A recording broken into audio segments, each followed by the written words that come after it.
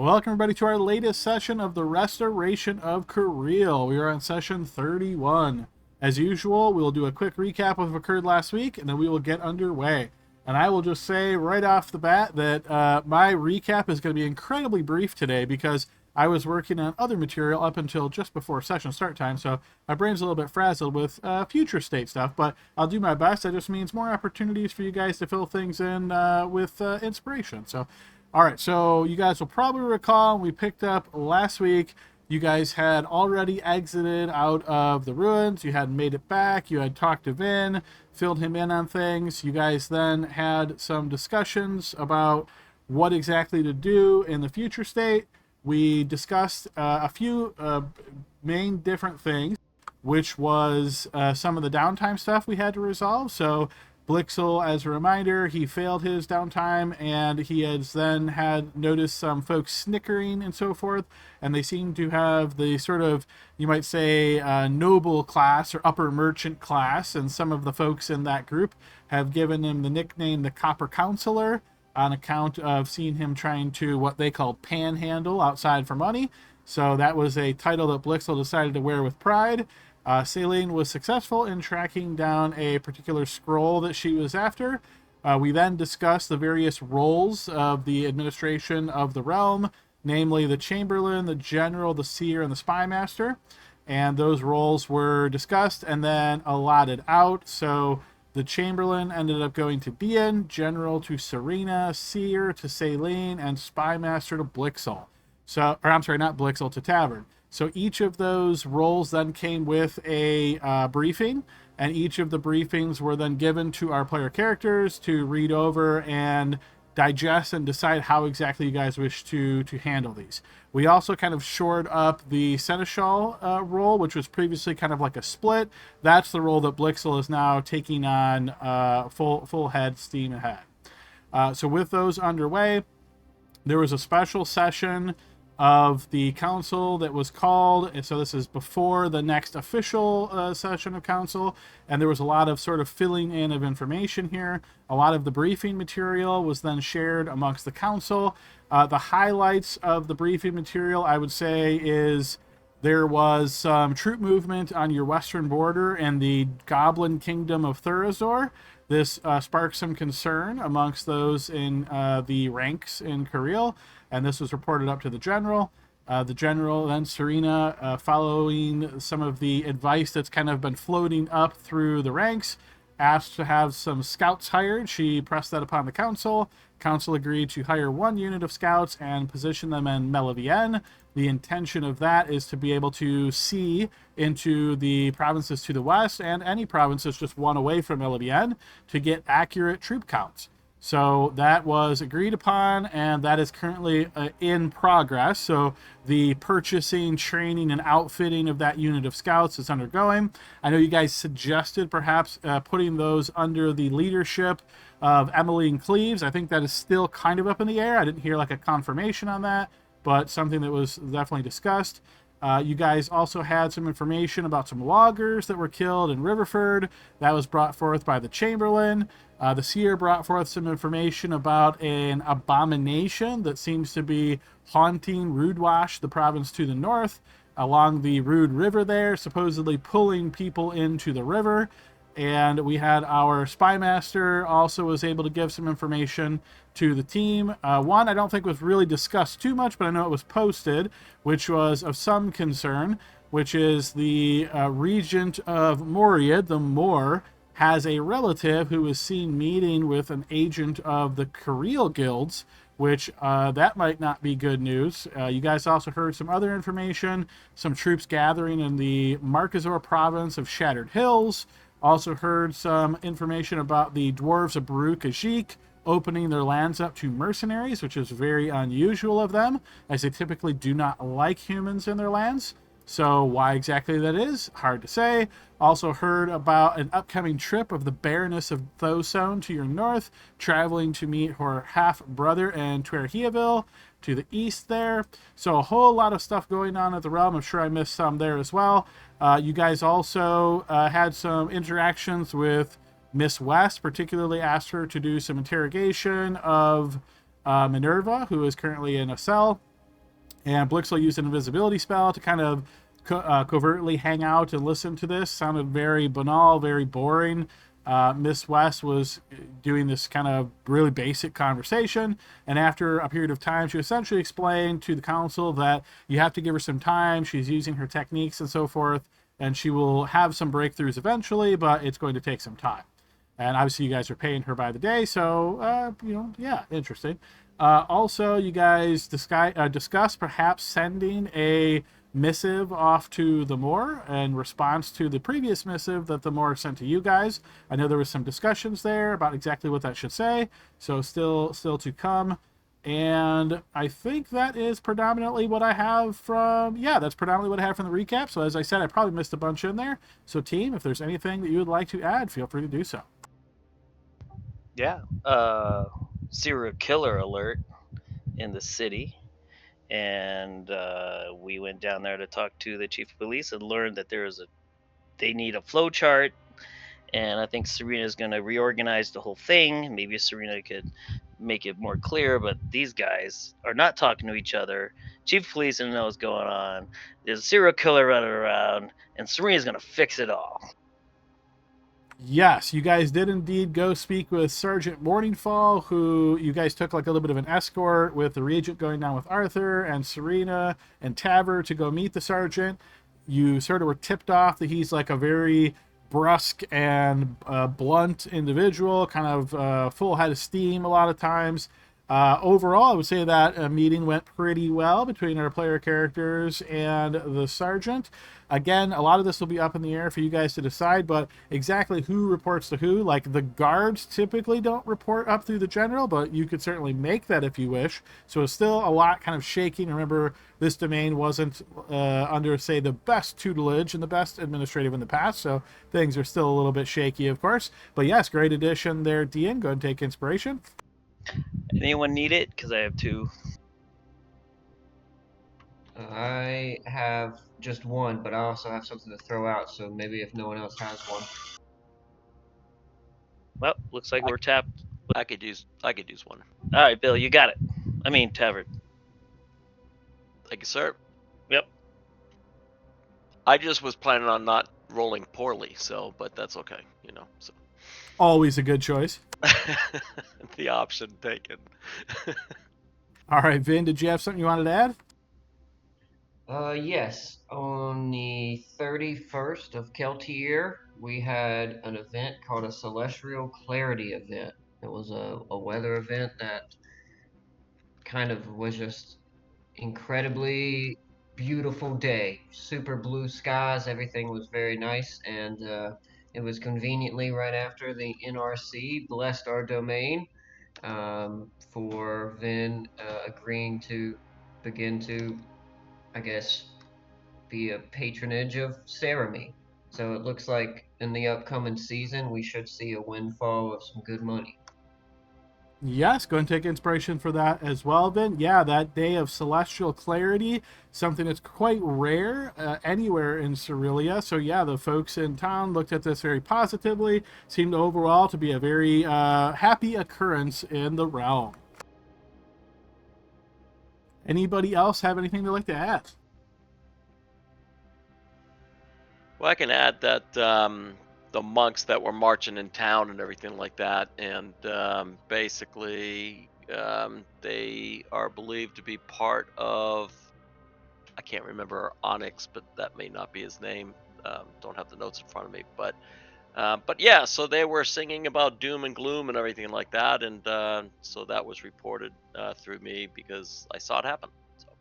Yes, indeed. The strange group of monks sort of moving throughout the city, talking about the deep ones, which you have paired together with individuals you already spotted back in the ruins. And supposedly, according to Celine's knowledge, these are indeed related to Oryx, the domain and the strange entity that rules that domain that Tavern has seen already. So, yeah, go and take inspiration as well, Tavern. All right, anybody need the inspiration since I'm tapped out? Got two here. Libby, how about yourself?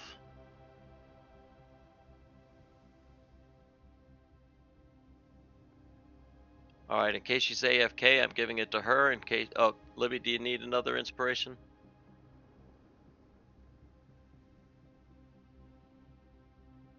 Maybe just go ahead and type that in. Maybe she had to step away for a moment. So feel free to type that in. And if everybody else is filled up, then I think we're good to get started, folks.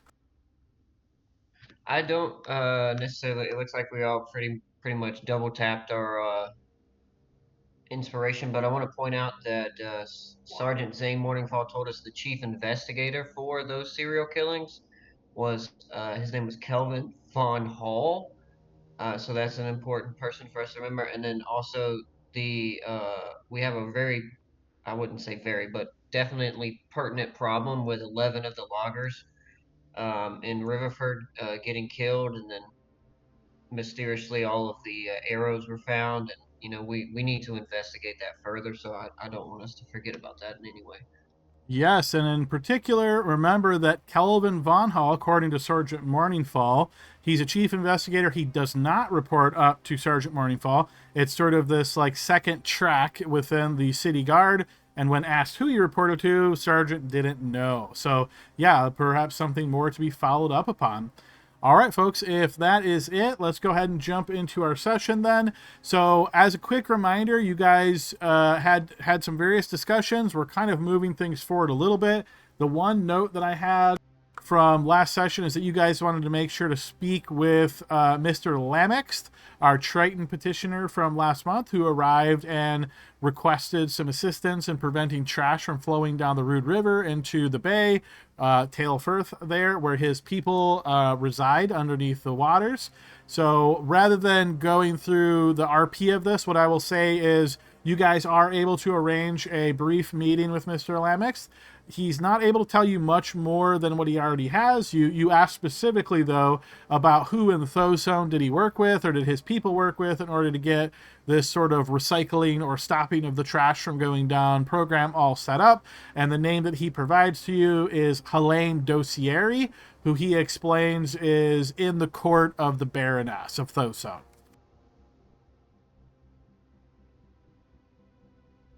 So, Could you throw her name in chat for us? Yeah, I sure can.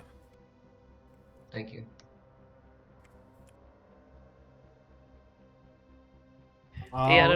There's something bugging me. How do the scouts communicate in this world back to base? Like, do they call dispatch and let them know that there's a certain amount of goblins, or they have to wait for them to come back? Are you referring specifically to the army unit known as scouts? Yeah, yeah. So what I again, just be very, very frank here. It's not specifically specified, so I think it's left to our imagination. The way I've always interpreted this is that when you have scouts in your province, enough of them kind of hang near the border, use maybe long-range vision. So think of this almost as like scopes kind of thing. Real primitive, obviously, for these times. Maybe some of them even kind of briefly step over the borders. Not anything in like army unit sizes, but maybe 3 or 4 of them at a time kind of go across, do some reconnaissance, come back. So yeah, it works. Exactly how it works isn't necessarily important for the mechanics, but that's sort of how I've always envisioned it. Right. No, I could see that, like someone giving signs, hey, there's this many people here, send a runner back to let the city know. Right. Okay, yeah. And I guess what I will say, just from a like an impact perspective, no other regions generally are never going to be like, oh, you have scouts next to my border, that is an aggressive move. Like, nobody really thinks of it that way. Like, you're allowed to protect your own lands, of course. So scouts are not considered, by and large. You might find some kind of megalomaniac regent, of course, but scouts by and large are considered just typical troops, and they're not looked at as they'll be in like spies or anything like that. Okay, copy. Alrighty, so I'm looking over my advanced information here about things that are going to continue to pass. So I've got those in hand, and we can continue advancing time. Is there anything critical that you guys want to interrupt the passage of time to try to address before the next session of council? So as a reminder, we're basically looking at, we are currently on the 3rd of Faniel, and this is when Miss West was able to give you a bit more information about Minerva. The next session of council is still a couple of weeks away, maybe a little bit longer than that. I can get you an exact day. Is there anything critical you guys are wanting to do, like a second special of council, before we advance time to the next official session of council? I just want to know, check in with HR. Did I get paid yet?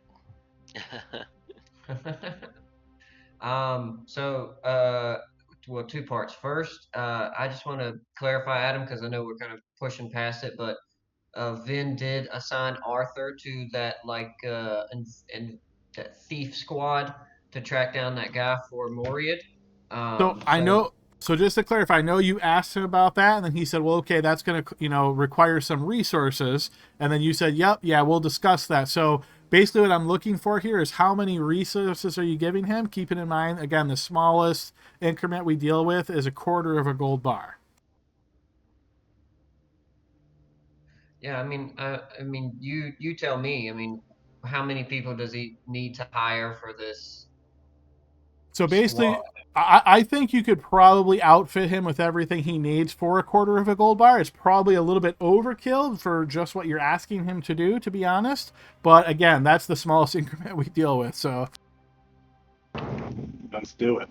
Let's do it with that Yeah, much. that's fine because I second that, Saline. Yeah, that's fine because it's our biggest ally. It's our only ally, but it's also our biggest ally right now. So we want to help them with the only request they've given us so far. So I don't see a problem in that. I know we just spent 3 gold bars, so that would bring us to 15 and 3/4. Would it be possible to pull out an entire gold bar and then take the other 3/4 and then divvy that out between the party as payment for the council duties, Adam? So you again, if you're willing to set a salary, you can do that. Now salaries are set, so once you set a salary, the individuals on salary get that same amount every season. If you're trying to do anything like ad hoc, then you're looking at like the finances action, which you can only do at the beginning of the season. So we're already past that time. You can, of course, try to just pull money out of the treasury, but if it's not done through like official channels, there's always risks of things that can happen. Yeah, I mean, I feel like if our treasurer is getting paid 2 gold bars a season, then the people on the council should be getting paid as well. And I hope the remainder of the party will understand that they're gonna have a pay cut until we can get the province underway. But that will eventually change. But I would like that to be like a full gold bar towards payroll. But this particular payroll, everybody pitches in a little bit to pay for Arthur to get outfitted to go catch this thief. So I'm going to say feel free to discuss that amongst yourselves. Once you guys have an agreement, just type in exactly how you're divvying that up, right? Like salary this much to council, and I'm assuming everybody's getting an equal share, and then quarter gold bar to Arthur is what I'm assuming you're going for, just to make sure we're on the same page and for documents and record updating purposes. How many people are in our group? 1, 2, 3, 4. Should we unionize and make sure that we get these terms written down, guys? So 1 gold bar a season would be everybody would get 400 gold pieces, and then obviously that would go up in the future when we have more money to pay you guys. Ooh, it looks shady for us to say this is our salary, but some of this goes away to somebody else. Well, we can take out 1 gold bar for salary and a quarter gold bar for Arthur if that makes everyone happier about that. I just think that it sounds like it's tricky to take out money and stuff, and there's repercussions. So I think the more Not it's for payroll. safer to be on the up and up. I'm used to Not- being poor. That's okay. Adam is only talking about if we use the grant action to grant specific presents and titles and gifts. But if we're just changing the payroll to pay you guys, that's a different story. You guys will get that payment every time we go through domain actions and we go do payroll. You guys will be part of that payroll and you'll collect 400 gold. So that's every time we do 3 domain actions and then it starts a new season, you guys will get 400 gold pieces each. That sounds good to me. Yeah, it sounds good. Yeah, I can work at that discounted price. I'll be the silver counselor soon. The amendment to this clause is Vin is not taking payment out of the treasury, and instead his payment is going towards the province. So if he needs drinks at the local bar, somebody's got to pay. Fine. Sure. Well, Fine. We'll find somebody. sign your names here in blood. We shall be good. My blood or somebody else's? Well, Tavar did it during our first meeting, remember? So I think it's only accurate now you all slit your fist a little bit and then just bleed on this contract here. Pay no attention to the devil floating behind me. Just kidding, just kidding. Good. I Uh, could buy some ingredients hopefully in next downtime. I'll take the payment. Do we take it now or? Glixel does divine sense just to make sure there's no devil. Not one that you can see. All right. Well, I will speak with Lord Bosch about adjusting the payroll. And when I do so, I'll make sure to pull out the appropriate funds and have you all paid. Does this come with a 401k option? No, nor does it have health or dental benefits. We do supply you with one free pair of glasses every year. Nice. Whether you need them or not is up to you. All right, so I'm just jotting these down in our domain action. I just want to make sure we don't miss anything. So I've got a non-domain action. You're spending a quarter of a gold bar on Arthur and that endeavor to track down Eldred Banford. And then you're assigning a salary of 1 gold bar for the council. And that, again, that'll be a seasonal salary. Are we all in agreement on those? Yeah. Okay. Then I'm going to go ahead and update our domain sheet and reduce the treasury by 1.25 gold bars. And you guys can each take 400 gold pieces. Again, if our timing on this, it would have happened within some days that we're going to be kind of moving through. And Blixel, I talked to our local blacksmith. Since she will be helping us certify future blacksmiths and go through the process, she agreed to make that breastplate for you for only 150 gold pieces. But Oh, you'll have to pay for it yourself, and we'll supply you the ore. okay. Sounds good. I got this new money in my pocket. Yes, if you give me 150 back, I'll go and pay her and get it commissioned for you. All right, you got it. So I have yeah, an appointment Glixel on will definitely do Wednesday. that. She's got a great tailor. You'll go and get outfitted. It'll fit you perfect. Hey Adam, I'm just assuming with all this downtime, we could have taken a short rest by now. Yes. Did we want to meet with the guild representative early too? Yes. Was that Yep. something? It was indeed. Yep. Good call out. Yeah, I've got that set for the 4th right now, and technically today's the 3rd. So right, that would be tomorrow. Okay, I just want to make sure because I knew we were gonna move that up because of the dead ones. Yes. Now, before we talk to her, I guess Adam will say that this is like we're hanging out in Vin's room in like the unofficial council chambers on the patio. Okay. And he'll say, now, considering our meeting tomorrow, I know that we talked about Blixel and Dean being the two that lead the charge in terms of talking to her about council activities, but considering this is a hasty meeting, anything in particular we should bring up?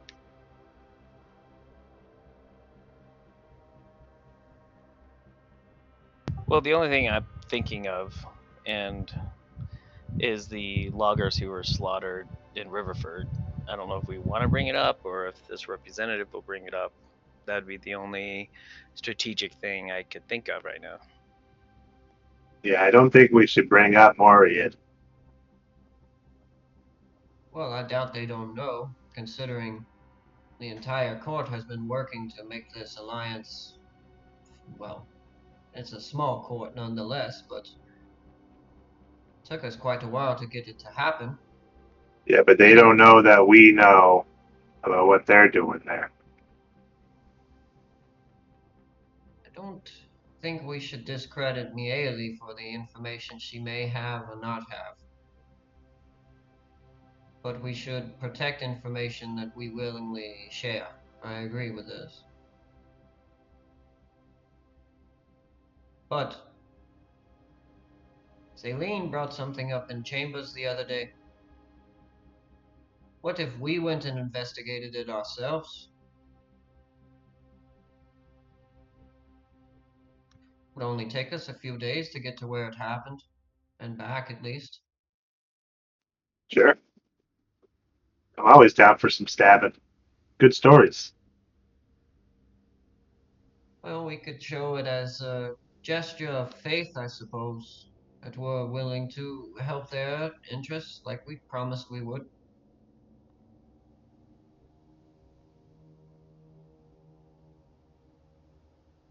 Yes, and then we might also be able to leverage our assistance for in exchange for their cooperation with Mr. Lamazath's problem. If a lot of the pollution is because of guild activities, we may want to see if they'll be on board with helping us out there and pulling it back if we can. Aye, but we cannot accuse them of polluting our rivers. They wouldn't want to help us if we say it's your fault. But maybe if we ask for their assistance in a roundabout way.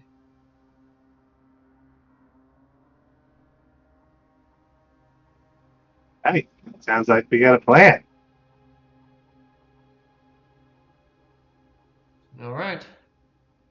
Well, I will see you all in chambers tomorrow. Get some good rest. Oh, and Blixel, I spoke with Jason's father.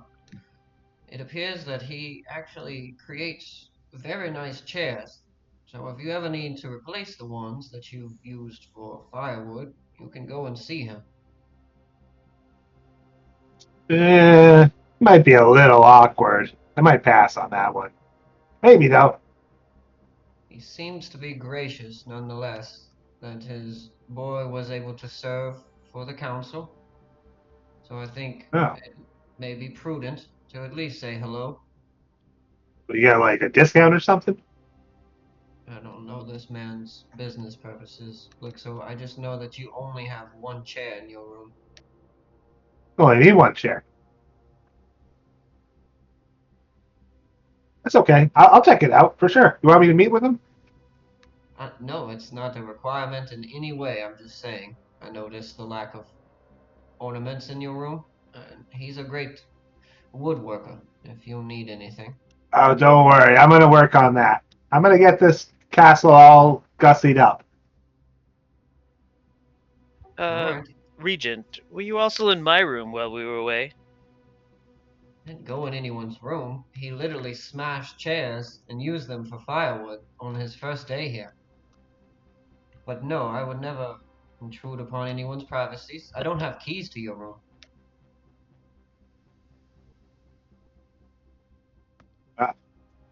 Now I'm just picturing while the rest of the team's out adventuring, Vince walking around with a little teacup, checking out everybody's digs in the room. Yeah, exactly. That's what was in my mind too.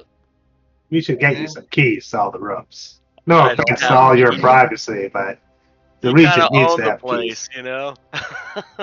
I'll get you keys, okay? I Just be careful. Sometimes I sleep in the nude. Oh, alright. Well, and Vin starts sipping some ale. And I'm not a soft sleeper either, so you know.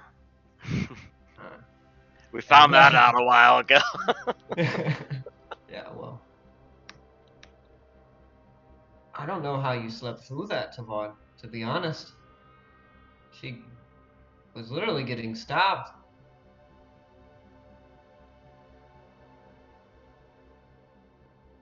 Hey, I'm having to turn you up, Dylan. Just so you know, I don't know. I'm the only one. No, he sounds like Yeah. he's in a wind turbine. I might be able to fix it, but I left my headset charger at work on accident, so I am using a different microphone than normal. No, that's fine. I just turn you up. I like hearing your voice at full throat. Yeah, I think he's using a coffee can to talk through. Yeah. All right, so Dean, remember tomorrow I work for you, okay? Sort of subservient. I'm your mad servant. Yeah, to assist because I lack persuasive skills or even deception skills or anything that has to do with my personality. But Yeah, I lack a human face. Is it, is it just the two of you meeting with the guild representative, or are Oh, we all doing it? I say the more the merrier. If you all want to come join us, what do you think, Dean? yeah, we could start with that for sure and see if the guild representative has any complaints about that. I doubt it, and would very much love to have everyone's input. I think for the first meeting, it'd at least be best if we were all present, I suppose. Sure, sure. Just if we need to convince them something, let me try to do a little bit of the talking. This sometimes I've got a way to make people see it our way. Excellent, and I'll toss you a copper coin. Good work. Hey, get enough of these. You're rich. Hi, while we're on the subject, Blixel, what is this I hear about your new moniker, Copper Counselor? Some of those hoity-toities don't like the fact that I work for a living. Calling me out. What work are you referring to? Ah, I was singing songs, doing what I normally do. Telling tales, singing songs, making people laugh, making people cry. Where exactly were you doing this? All over. Uh, Usually I stay until I get like they pour water on me or I have to or they make me move. All depends on his performance role. Pour Sometimes water on you. tomatoes are involved. I don't mind. Business I is don't over. mind. The tales are worth telling, and I'm happy to tell them. If I can make some extra coin from that, all the better. I'm of the people, you understand? Regent, I need to be a representative for them. I'm not complaining. It's just better hearing it from, well, the horse's mouth, as they say. You know, a few days ago, while I was out walking, I got hit by an egg. I had that man arrested. We'll probably see him around the time of petitioners. You want to know Good. what he said to me? Yes, of course. Something along the lines of, I, I Say, was a yoke's lover on of you. non-human races. He was upset Non-human. that I was a friend of elves and dwarves alike, and Yeah, whatever Serena is.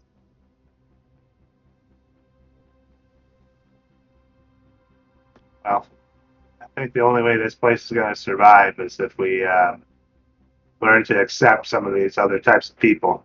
You know what I mean? Our Hamlet was always very friendly and nice. Aye, that's why I found it strange. But he was arrested, charged with religious blasphemy. What a name and title that was, eh? Why not assault of the regent? It was only an egg. I found what was worse was what he said. If I attacked a man for throwing an egg at me, how would that make me look? But if I have a man arrested for outright hatred, that makes me look a little better, yeah? Yeah, that's just a horrible waste of a good egg. Who's Kurt that? too. Who's that? Sounds like Kurtu. You Yeah, got wonder how he's you got doing. kobold problems, I think. Oh God, how did he get They're in in the here? walls. If we're doing old voices, you guys pick from one of the 11 characters of last campaign, and I'll do that voice. Oh. Uh, I think well, that is. Are we moving on to tomorrow or? yes, go to bed. I'll see you all in the morning. I just wanted to make sure we were on the same wavelength. All right, folks. So we will move forward to the next day, which would be the 4th of Faniel. And you guys are expecting the representative from the guilds to arrive today. Where is it that you would like to receive him?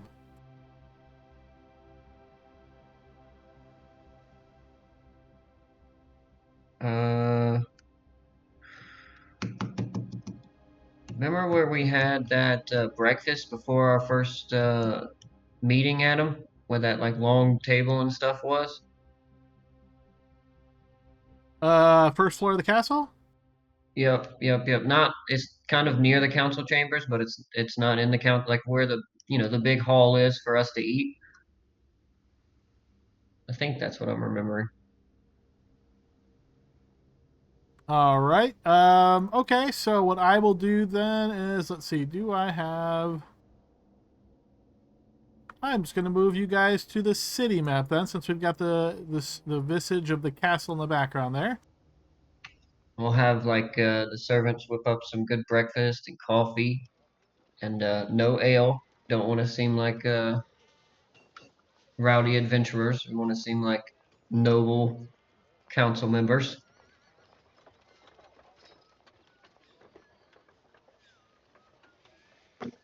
Maybe a little in. Okay, actually, you know what I'll do? I will move you guys over to the other map just so we're all on the same page.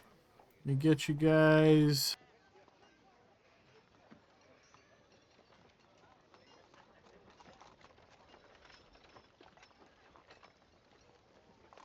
So is this the area you're talking about? Yeah. I suppose we don't have a more private area, more private dining area. Well, I mean, originally I was thinking you were going to say either the throne room or the council chambers, right? Like those would be the two main areas I would expect. But if there's a specific reason you want to meet here, you certainly could. I just don't want it to seem like too important. You know what I mean? Like just a casual meet and greet. We found some information. We wanted to ask them if they had any more and let them know we were going to investigate, while also kind of just like a hey, nice to meet you, instead of it being dropped on us in our first council meeting with them. I mean, I would say council chamber would be appropriate. I feel like the guild representative would want to be treated as important. I made them breakfast. I guess we can have breakfast in the council room. Okay, let's work with that. If there's other rooms that you're like, oh, we probably want to use these, let me know and we'll get something more official. But yeah, well, I think the council chamber works best for this.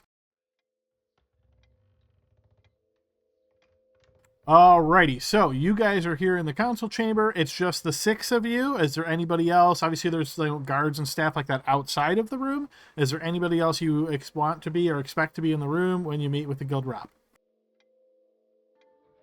Arthur. Didn't you send him out already? Or no? It's the next day. He hasn't left yet. Right? I'm assuming, Adam? I mean, yeah, he wouldn't have to leave right away. He's still like trying to put his team together and stuff. So if you want him to be here like a fly on the wall, he could be. Yep. Okay, so with the 6 of you seated around the council chamber, Arthur kind of standing more at the door, serving kind of a joint like listener / guardsman in a sense here. The information that the guild rep has arrived and he is ready to see you, passes by, makes his way to Arthur at the door. He announces this to all of you and looks to you all to see if you're ready for the guild rep. Yeah, send them in. Aye. Let him in, Arthur. All right. Arthur nods, opening the door, and stepping through the doorway, you notice what looks to be a fairly young-looking man. As he steps through, you can see he stands about 5'9", medium build, not particularly heavy or light. He has a fairly distinctive appearance, particularly his very bright blue eyes. All right, as he steps through the doorway, you see he has these sort of like traveling gloves on, and he pulls them off almost in like an exaggerated fashion, one after the other, tugging at each fingertip one at a time as he gets them all off. And then you see he looks at all of you as he kind of takes those gloves and puts them underneath his belt with a bit of a smile. Greetings, counselors, regent. I am Parniel Sidian. I am the representative from the guilds. It is good to make your acquaintance. Hello, hello. Welcome. Hi. Hello, Ponyo. Likewise. Are you acquainted with all of us? Do you need introductions? Oh, I am familiar with each of your names and likenesses. If there's anything in particular that you would like to add, I would certainly listen. Well, let's go around the table then. Feel free to sit down, Ponyo. No need to stand on all your legs. Pick a chair. You notice he gives you this kind of wry smile, and he picks the one kind of furthest away from you and closest to the door that he came in. I guess I'll go first. I'm Vjorvin Gladnell. You can just call me Vin. Well, Ponyo, I'm Lord Regent, Count of Cariele. Anything in particular you wish to know about me, feel free to ever ask me. I'm sure you know where my chambers are. But here, to my left, we have Chief Counselor Dean Cathbert. Dean? Yes, my name is Ian Cuthbert. It's nice meeting you. He inclines his head. And then here on my right, we have Serena. Serena is our general. General Serena? Dawnguard. General. Oh, how interesting. It is very nice to make your acquaintance as well, General. There And what? beside the. Oh, sorry, General, go ahead.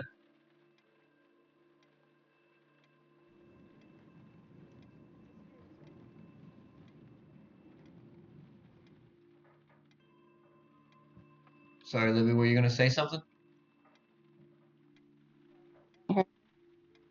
Oh, we see you lighting up there, Libby, but we don't hear you.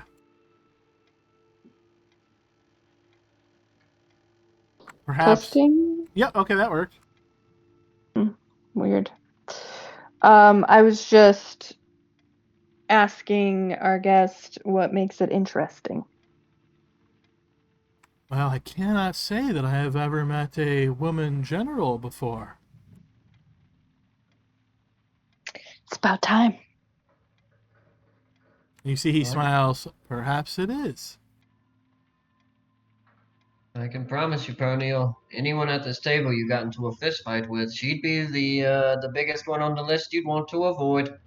Beside her there, closest to you, is Chief of, well, Master of Ceremonies, Seneschal Blixel. Blixel? Hey, how you doing? Very nice meeting you. Gosh, you're very youthful looking. How long have you been the guild representative?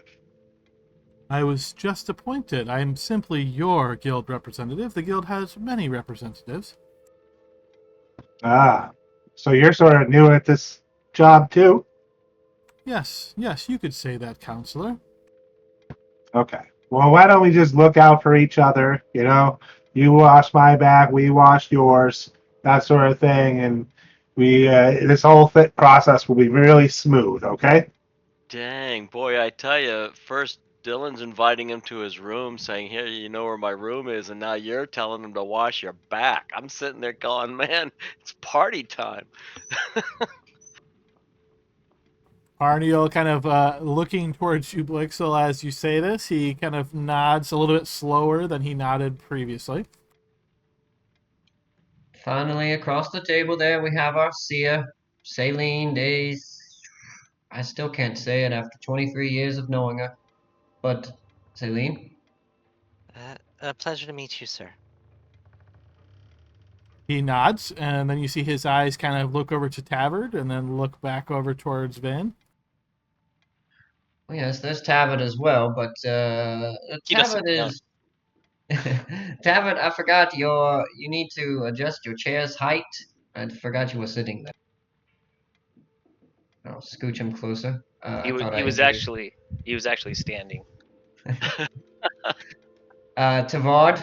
Tavard is, well, Tavard is like a personal bodyguard of mine. He's a great council member. Um, well, tell us about yourself, Tavard. I don't need to. He probably understand it. Yeah, you probably got me confused with these humans and everything like that. I'm pretty sure, but I'm the good-looking one. Nice to meet you. He nods once again. It is nice to meet all of you, as already been mentioned. So, yes, shall we get down to business? Sure. Do you need a water or anything like that? I wouldn't say no to a small glass of wine. You got it. Blixel sends for like one of the bottles from the basement. All right, you let Arthur know. He sends that out, that request, and it'll take some time, but yes, eventually it will arrive. Does he have a 5 minutes for opening statements? And do we get a copy of his opening statements? He's got a one sheet. Well, you guys called a special session, right? So this is kind of a bit ad hoc. So he's looking at you all and he says, as you know, I was expected to be here at your next session of council. You asked me to arrive early, and at a little bit of inconvenience to myself, I made that work. So what is it that the guild can do for you? Alright, well, it's not quite what you can do for us this time around, Pernio, and we're sorry for such a, well, quick a meeting. It's a bit two-part, if you don't mind. The first is, well, obviously there's been some drastic changes around here, and we wanted to say hello, and not to wait on, well, simple matters of uh, castle, whatever, right? So hello. And the second is we received report of some loggers who were killed out in the northeastern section of Riverford. We didn't really get too much information on the subject, and we were hoping maybe you had a little bit more information. And if not, we were hoping that we could come and maybe look into it further for you. I've been traveling to get here for the last few days, so no, I'm not familiar with this occurrence. These are guild loggers, I presume? Who gave the report on them again? Well, it was Dean, right? And if you look towards me, I will Yep. rise and I'll say, well, the reports are inconclusive on their affiliation. I am assuming that they're members of your guild, which has brought us to this emergency meeting. Uh, we hope to get to the bottom of it, and would assure the guild that we would investigate, or at least you guys would feel confident that we are managing this land and being aware of any violence against the guild. I see. Well, may I ask, who is it that we believe is the perpetrators of this horrid offense? Well, that's just the thing. It requires an investigation, and we're very early on. I've only received reports of this. Apparently, the guild, well, the loggers, I should say, were slain. Bodies remained there. That's a bit as much as we have now. We were hoping that maybe you were aware of it and could give us a lead in how we could manage our land and make sure that we get to the bottom of it. I cannot say that I am aware of this. As I said, I've been traveling, and there are many loggers in Cariele affiliated with the guild, so the fact that this happened is very concerning, and I am certain that the higher-ups in the guild will not be pleased to hear this. The investigation that you're referring to, I assume this is already underway? Well, the fact remains we just heard of it yesterday, if you will. So that's why we called the emergency meeting and wanted to know if you could give us any information before we actually write out to determine the facts. Well, it was more like 2 days ago. But regardless, we we honestly, the only information we have is that it was 11 bodies of loggers. They were found by a merchant traveling through the area. It appears they were punctured by arrows, but no arrows were recovered. It was as if someone tried to cover up what they had done, which that leads us to believe that it was perhaps maybe a mercenary group or something along those lines. But we're hoping it wasn't the elves across the water. You see he nods slowly, and he opens a satchel at his side, and he pulls out a bit of parchment, and he pulls out a little inkwell and a quill, and looks towards you straight ahead as he's getting ready to write. And he says, "Apologies, I'm just going to take some notes to make sure that I don't get anything wrong here. 11 bodies, Riverford, unknown assailants. And you are beginning to look into this, and would it be presumptuous of me to say that the guild could expect a briefing back from you on this matter within a week?" Aye, we spoke of this last night and we agreed the council themselves will go and investigate for you. I think it's best that we put eyes on it and give you the best summary of what happened as we can. I see. Well, if this is an internal matter, as in individuals within the realm have caused this crime, then, well, we would take care of that ourselves in guild business. But you mentioned the elves across the river. Is there any evidence or any suspicion that you have that this was the elves of Twerhiaville, or is this simply amusing? We spoke of many options it could be, as we should, when we heard of it. There's also a new religious sect that's somewhere close by in the region also that we don't know much about. However, we don't see them using arrows, nor does the timeline match. It's only geographical that we make the conclusion, along with the arrows, that it could potentially be the elves, but we are not accusing them of anything. But we would like to investigate just to be sure, and I hope you'll at least report to your higher ups that we're doing what we can to assist. You see Yeah. him writing some more notes down, particularly when you mentioned the elves. You see he like takes that moment to jot down. Yes, of course. I appreciate you taking diligence in the facts, but please remember, this is a report from a traveling merchant, of very recent, and this is not the official conclusion of Cariele. These are just things that we've heard. Until we go down there and get our eyes on it and establish the facts, then of course you will get an official report. So please, we hope that nothing hasty will come of this. I'm just letting you know that we've are aware of it and we are looking into it. Well, of course, that information is appreciated. The lives of the loggers are, of course, important, and their work for the guild is important. Unfortunately, it sounds as though this is almost not even confirmed that this has occurred yet. You're passing on rumors or perhaps reports, like you said. Maybe rumors isn't the most appropriate word, but if you haven't ascertained that this is the truth, that these individuals are even there, then what if you go there and you don't find anything, or there is not what this merchant supposedly has reported? I guess what I'm saying here is that I was expecting for an immediate emergency calling of this council that you had something more substantial. Well, I can see how you would think that, of course.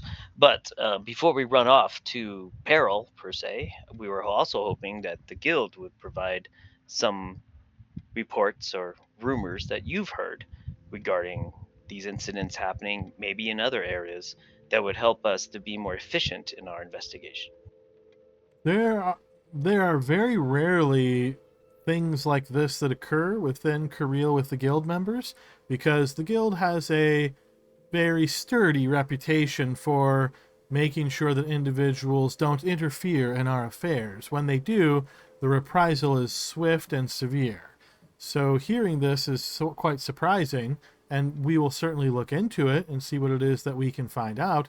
But no, I don't have any other information to share at this point. As I said, I've been traveling the last couple of days. Well, of course. Well, I hope you understand now that if before we run off, we want to make sure that we had everything that we had before we start putting ourselves in danger as well. Yeah, yes, we're just so eager to be a good partner with you guys.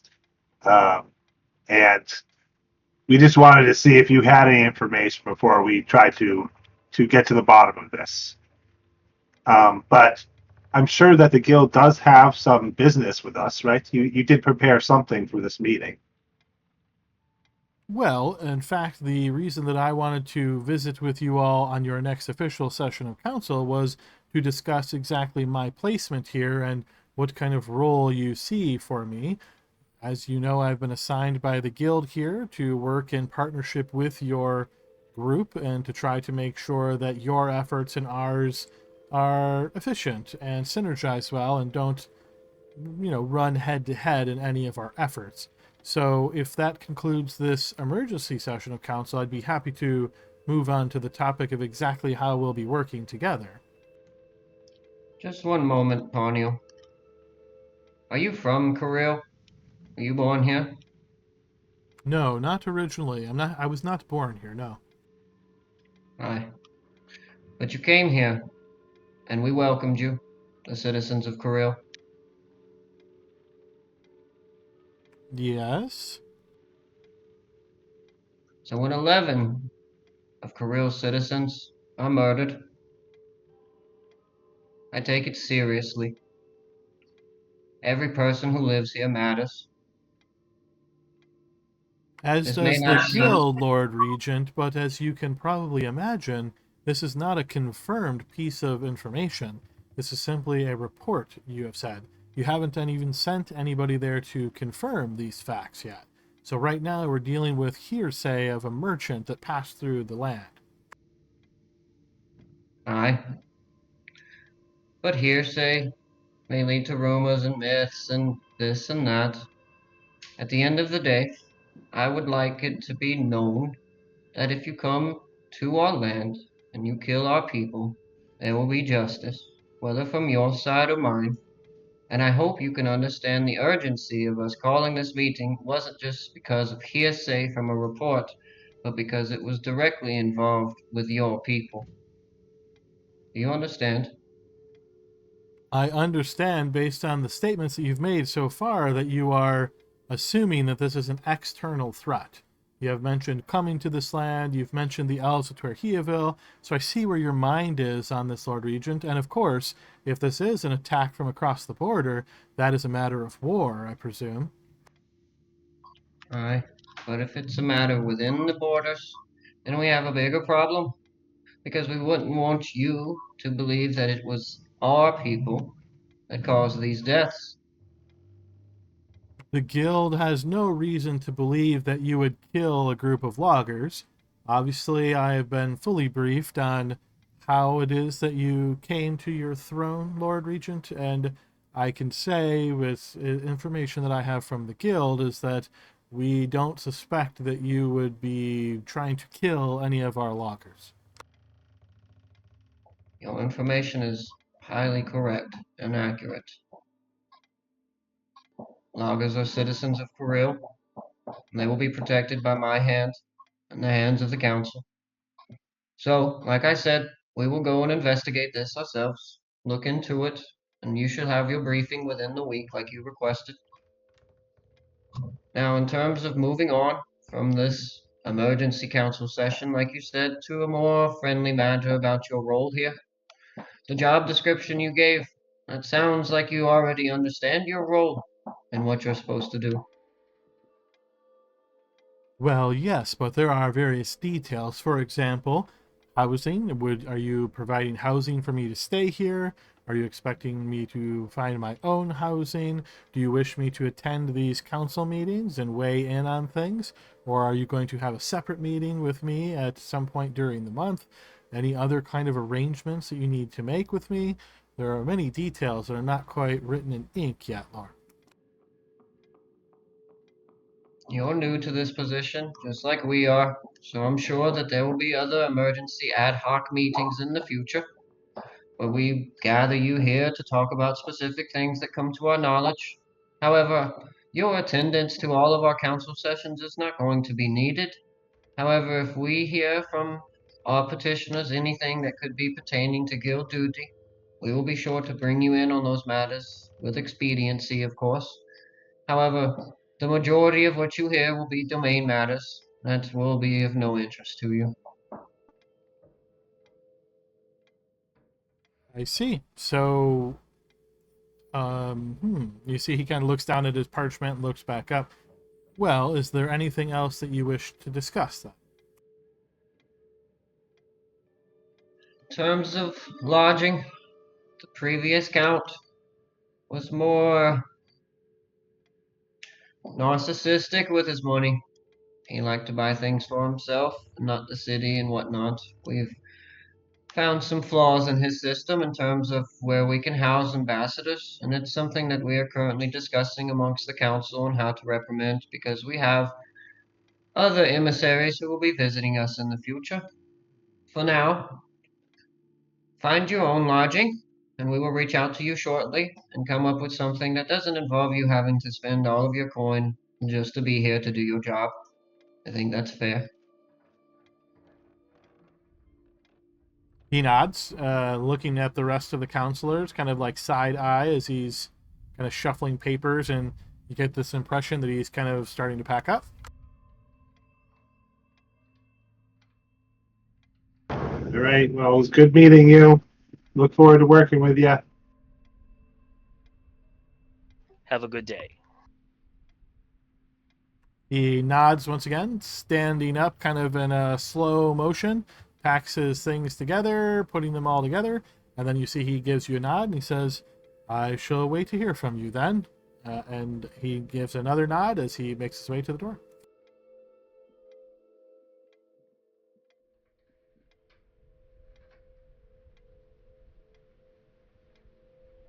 I'll All wait right. till he leaves, and then I kind of look over at everyone and say, No, when he leaves, I slam my fist on the table and say, I fucking hate that guy. well, Dean, This is the problem. The guild comes in and is ripping our lands of resources, valuable resources that this world needs. And he's a representative of that. Took everything in me to be as polite as possible.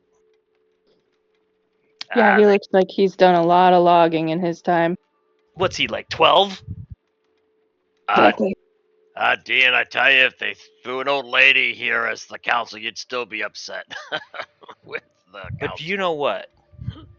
They bring him to our council. A young boy. No real I don't know how much experience he has, but it can't be much. They didn't send their best to commune with us, did they? That's a Well, sign of Wow. something. He's literally just here to be a spy. Yeah, exactly, Serena. if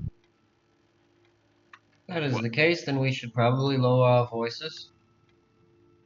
Well, I will also tell you that I don't know, something about those blue eyes or something caused me to believe maybe he's got some elven heritage, you know. So even though he may look young and everything, I have a strange feeling he's not nearly as young as he looks. And you know, when you mentioned that maybe it was the elves and stuff, I mean, who knows? But that's what I'm thinking.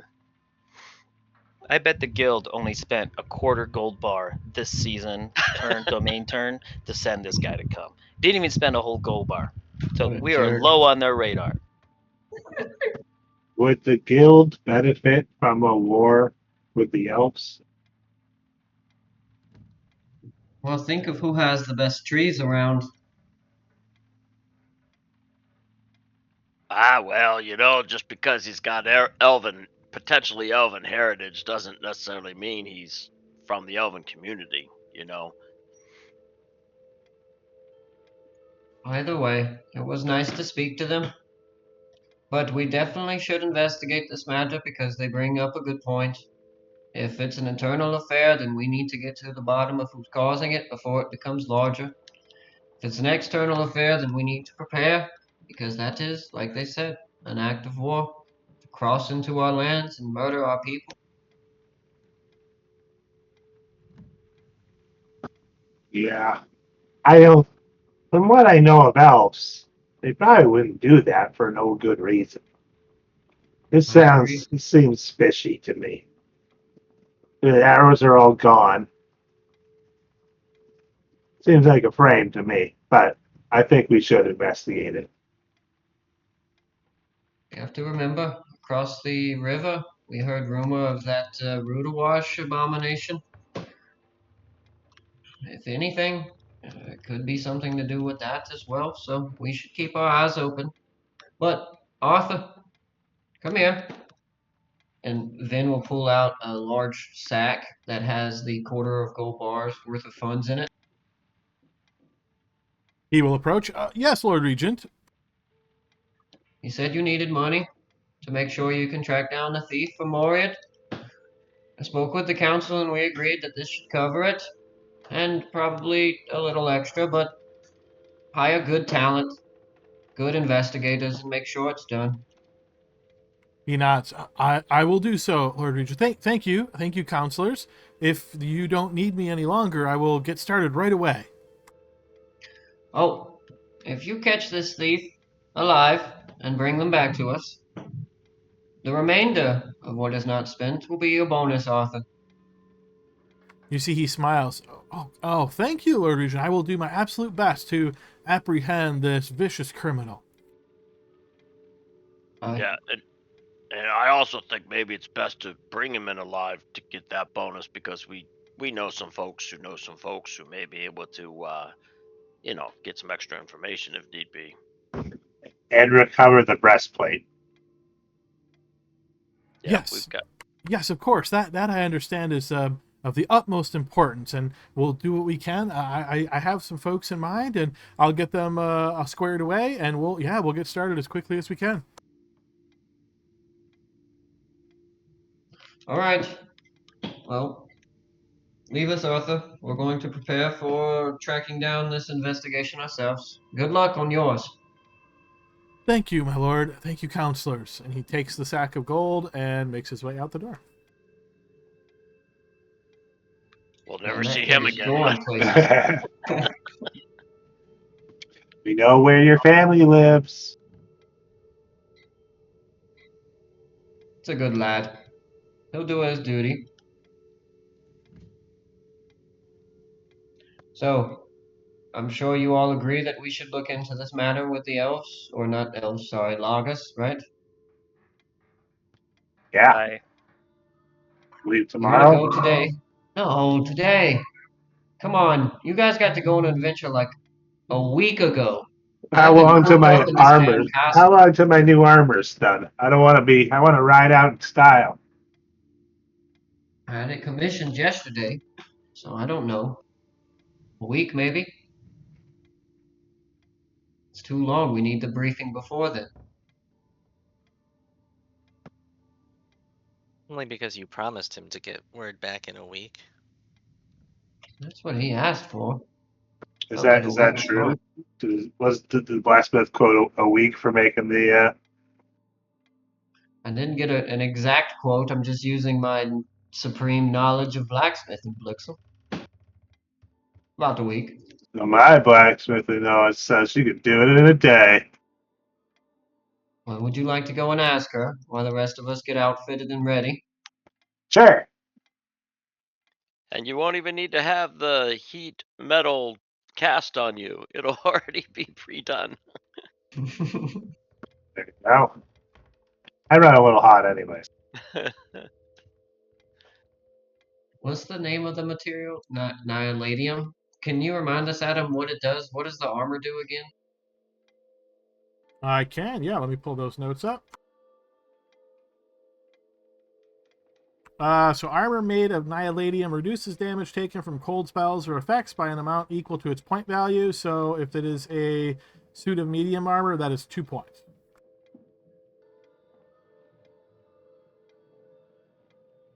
And as far as how long it takes to craft a breastplate, keep in mind that a single crafter generally can craft something worth about 50 gold pieces in a week, and the breastplates cost 400 gold. So typically, a single crafter would take 8 weeks.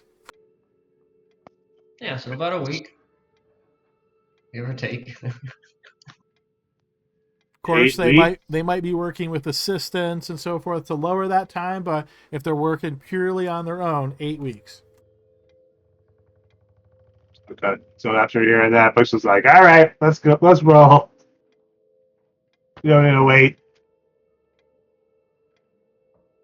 Is that fine with everyone? Are you guys down for a little mini adventure today? Yes, just give me a minute to say goodbye to my family, and I'll be on the way. Oh, Dean. And Vin will reach into his sheath and he'll draw out one of the extra daggers that he has. He has 3. have it in my notes, but I don't have it in my inventory. But I have 3, and he will give one to you and say, I thought of this for Dash, his first dagger. He needs to learn early how to wield it, where to stab. I can teach him. Well, my lord, maybe in a little while he's but yet learning how to walk. Um, It's the but best time. Learn to I walk, learn to stab. He will be yes, one of the greatest soldiers we'll ever see by the time he's 13. I understand. Let's get his feet under him first. I really appreciate your offer. All right.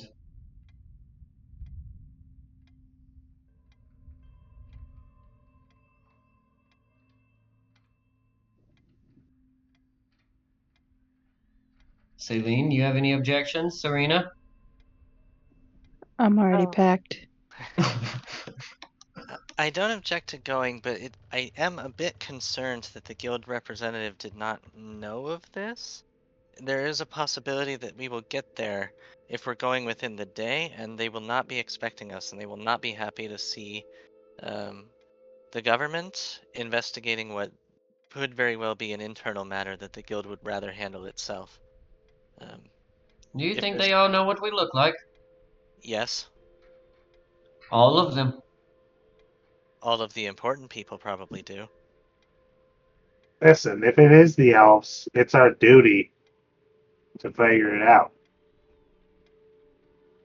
We might have First to of just all, tell them that. they clearly sent us a clueless liaison. So I think it was an insult to us that he didn't know any information about it. And second of all, the only way we're going to get the real truth is if we do surprise these fuckers. Well said, General. Lead the way. Hi, and it takes a day. It's like a freaking day's walk. Pack your best shield, Celine.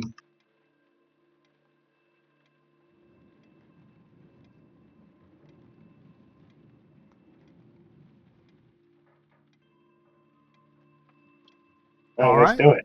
So it sounds like you guys have made preparations. You're just, taking an hour or so to get everything ready to go and then making your way out. Yep. Can I run through my? I guess I can't. Let me see what spells I'm stuck with.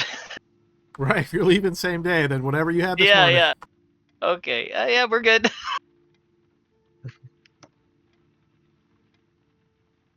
All Yeah, no right. change on the spells. On his off days, Dean has just a bunch of really cozy spells. Yeah. Were we supposed to have like a council meeting tomorrow or something? Council meeting is on the 20th, so we have like 16 days ish. Yes, today's the 4th. Technically, your next official session of council is 2 weeks from today. Oh, okay, great. And we long rested last night, so do we get hero Yes. points back? You can refill everything to max because you guys have had multiple days of resting in the town.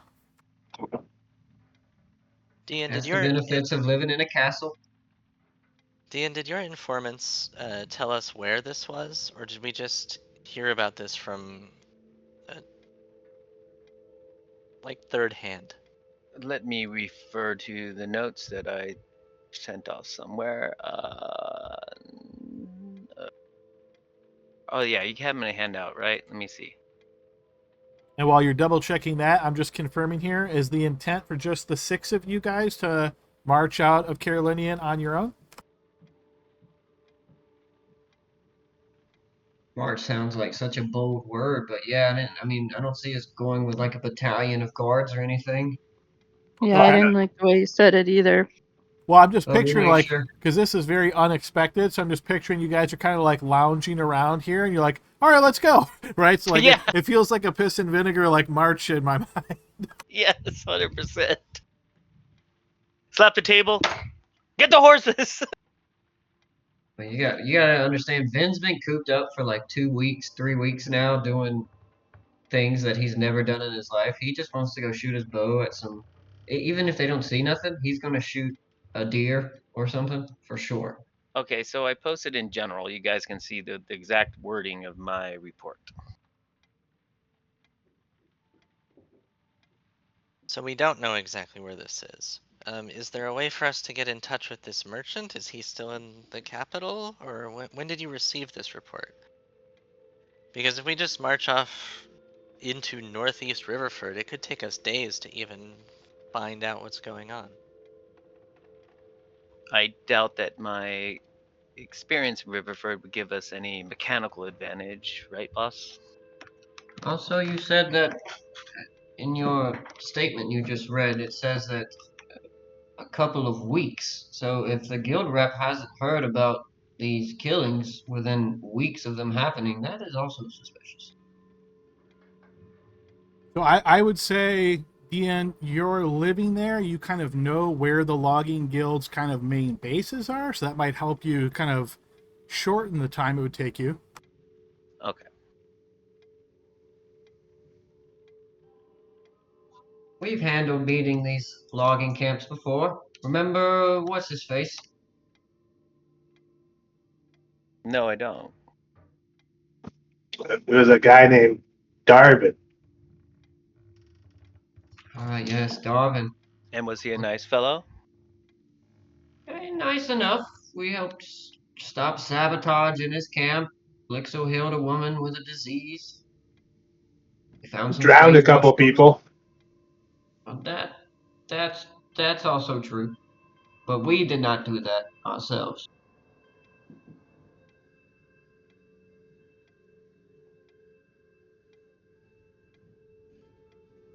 All right. Is there any last minute preparations anybody wants to make before we move forward with you guys' expedition? We'll use that word this time.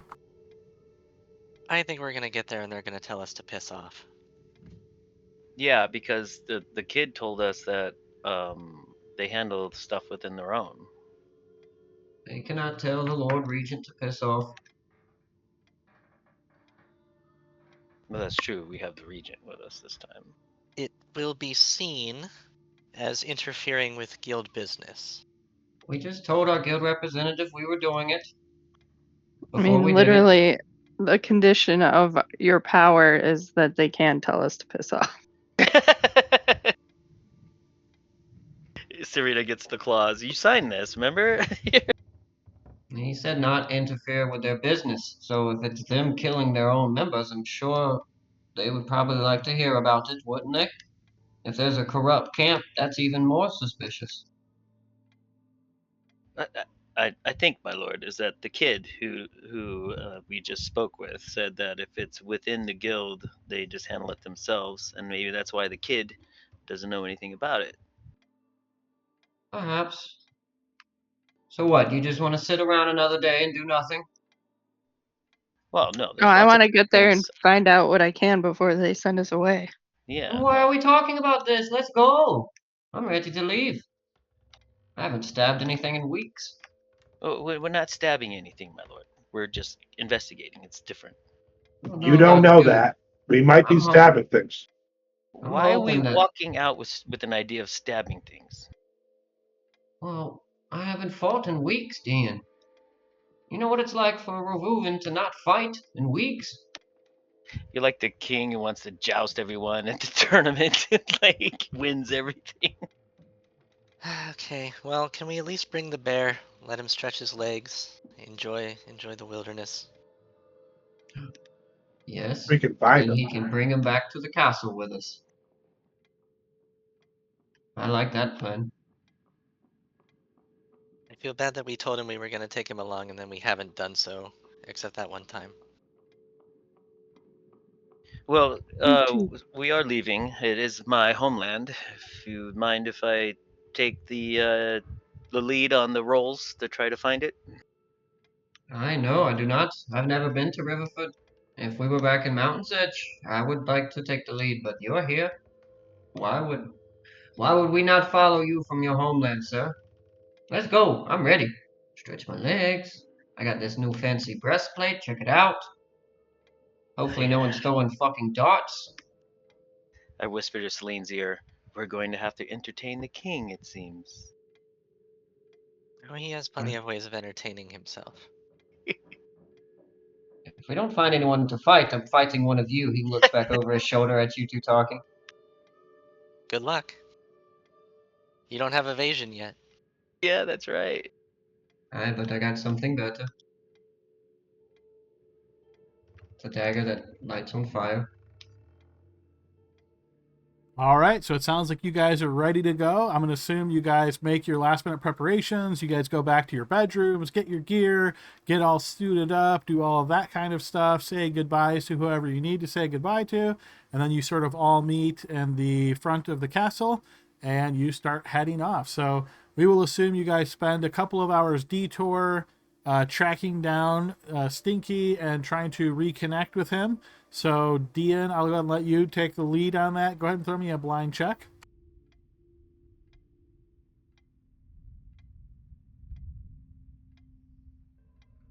I'm going to go ahead and put you guys back on the regional map for now.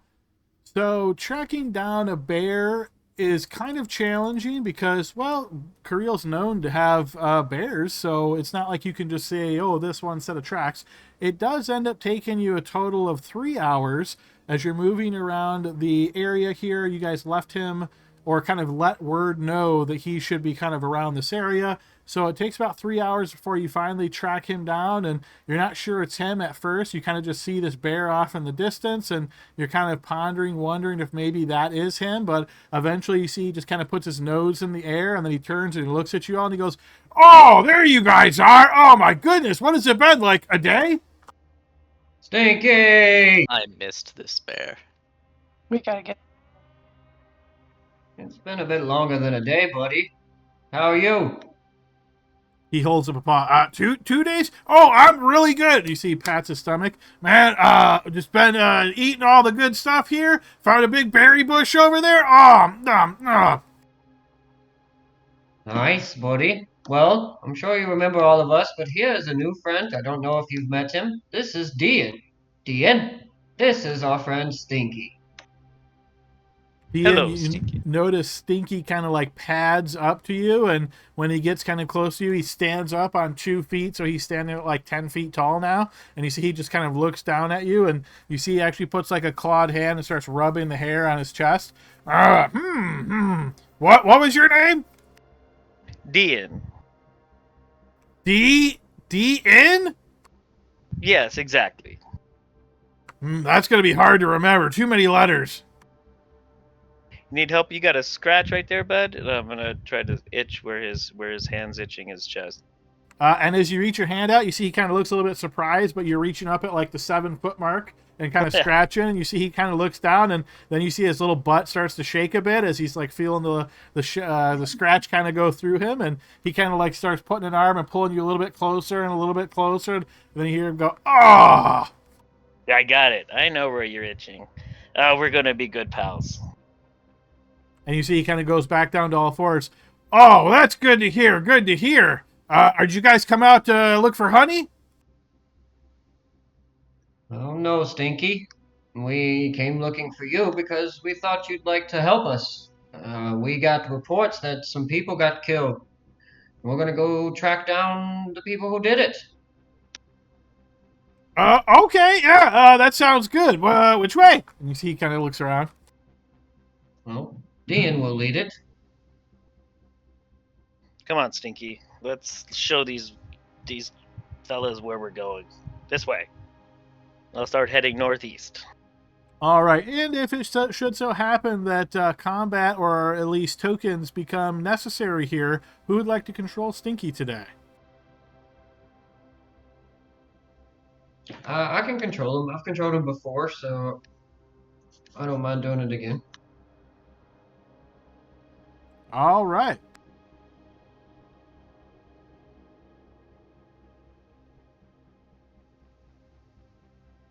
Okay, so I will assign that sheet, and then Dean, I'm assuming you're then turning.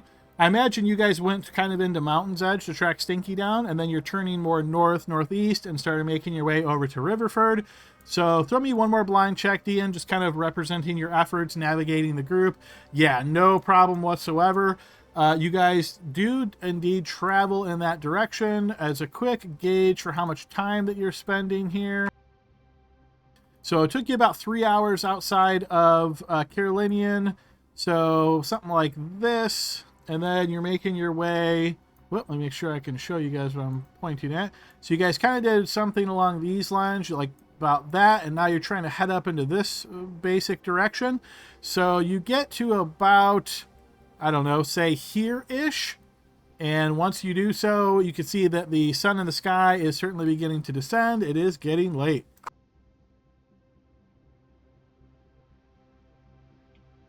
You think we got like maybe an hour before it sets at him? Can I go hunting? See if I can find a deer? Probably more like a half hour. You could certainly try. Yeah, I'll see if I can find a deer, a rabbit, a couple of rabbits or something. Fresh meat. Sure, yeah. Throw a blind check for that effort as well, then. Sure. I got double inspiration, so I'll throw one.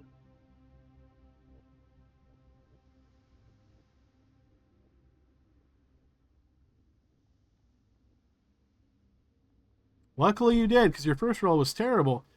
Yes, so with that roll, I will say after spending about 10 minutes or so, leaving your group, kind of going off to the northwest, you do indeed track down what looks to be a fairly large deer. You track him down for another 10 minutes or so, and you get to a point where you've got the best shot you can possibly have to try to strike him. Go ahead and give me an attack with your bow. All right, and I'll hero point it. Okay. I want to. I want to do it. Vin hasn't done nothing in date. All right, short bow. All right, arrow does indeed strike. Go ahead and post damage. Sneak attack. I imagine I was hidden, right? Yeah, he definitely doesn't know you're there.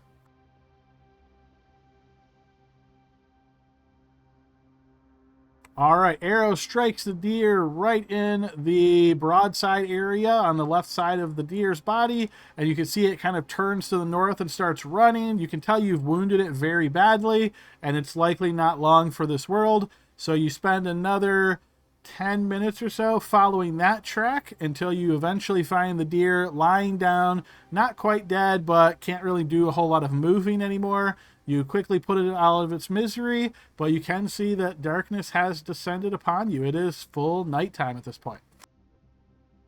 That is all right. I will pull out a rope and tie its legs, hogtie style, and take out a torch, light that sucker, and make my way home. All right. Well, while he's doing that, we're looking for a campsite, right, Serena?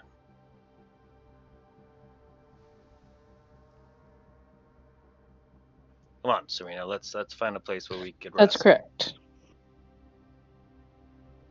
I don't know if we need to roll, but I thought I'd roleplay that like you and I are doing it to find it. I don't know if he needs to roll. Of course, he's going to make you roll. No, again, you're not looking for anything special here, right? Again, the weather's pretty mild. There's no rain, so you don't need anything too special at this point. So, again, unless you're saying like you want to find something extra, I would say you can easily find a place to camp. Okay, and then I'll set up some wood and I'll do produce flame and get me a campfire going. Okay, let's see, Vin, as you're making your way back, please roll me a D100.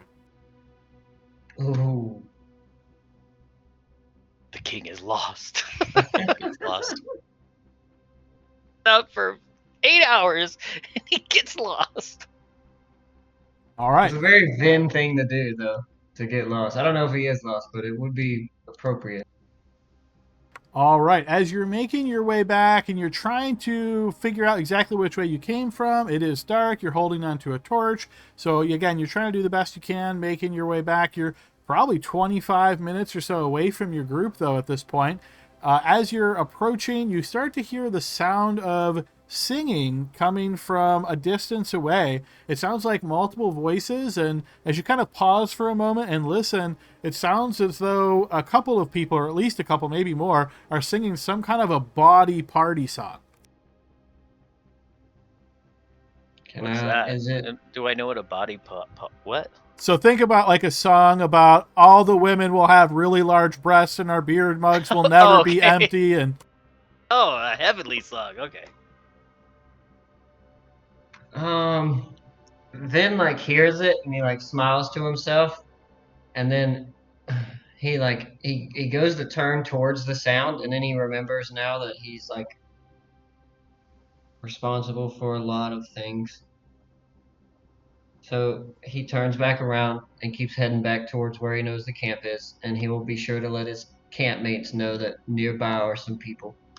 I am astounded. There's a kegger nearby.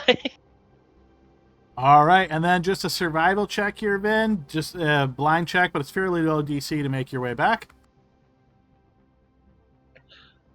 You say that, and it worries me. I'm gonna just hero point it just to be Looking sure. up. I don't Yes. mind throwing him. You have no problem making your way back. Again, probably 20 minutes away. It takes you probably more like 35, 40 minutes, though, because you're dragging this fairly large deer behind you. So by the time you roll up in camp, it's probably all together been a little over an hour. So I heard start a fire in the camp. Dan, you did produce flame, got that going. You and Serena found this good spot to kind of set up.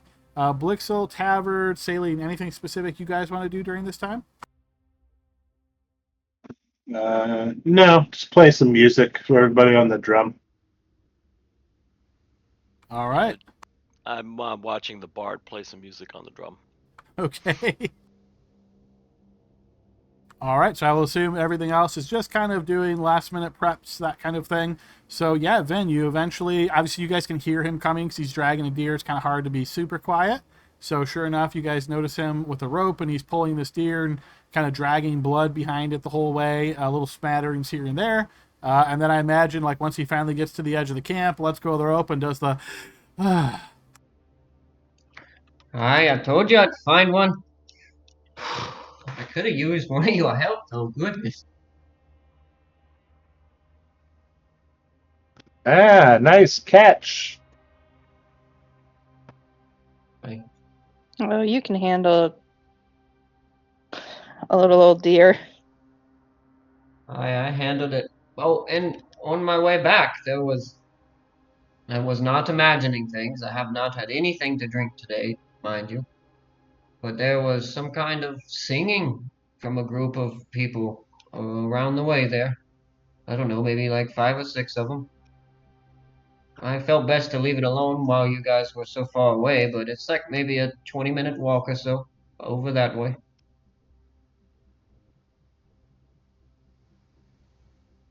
Well, it doesn't concern me, and I'll get my knife out and start quartering this thing and see if I can get the backstrap off of it.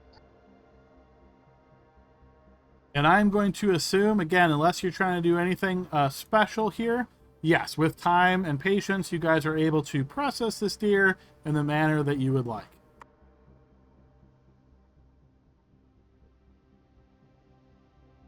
And that would probably take, I'm guessing, a good hour, maybe hour and a half to take care of all of that. You guys are also, the light is very dim here, so you're trying to have the deer close enough to the campfire to be able to see well while you're using a knife to cut and all of that. We'll make a bigger fire, Adam. We're seasoned. We'll make a bigger fire. Okay, sure. So you spend a bit more time tracking down some more wood here, which is not too difficult. Even though this is like the new growth area, you do indeed manage to, pull the wood logs kind of together and get a little bit of a more larger kind of fire put together here. So again, it is late. Again, you guys can certainly start your long rest. You can think of it as being as like, or sorry, not long rest, but sleeping overnight. Think of this as like 11 p.m. ish, right? So other than I'm imagining some of you guys want to try to cook some of this deer and then eat it as a very sort of really almost midnight snack kind of deal here. Is there anything particular you're doing? Perhaps while a few of you cook the meat, a few of us can go and see if our friends would like to have some with us. Why not speak to some friendly Carolinians? Are they friendly? You just heard them. I don't know if Well, they were Like the way singing they were about singing. this song is up for interpretation.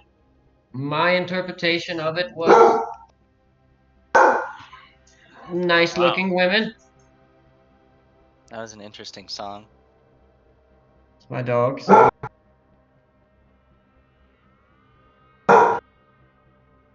It's like every time I go to hit control, she barks. She's got the timing down pat.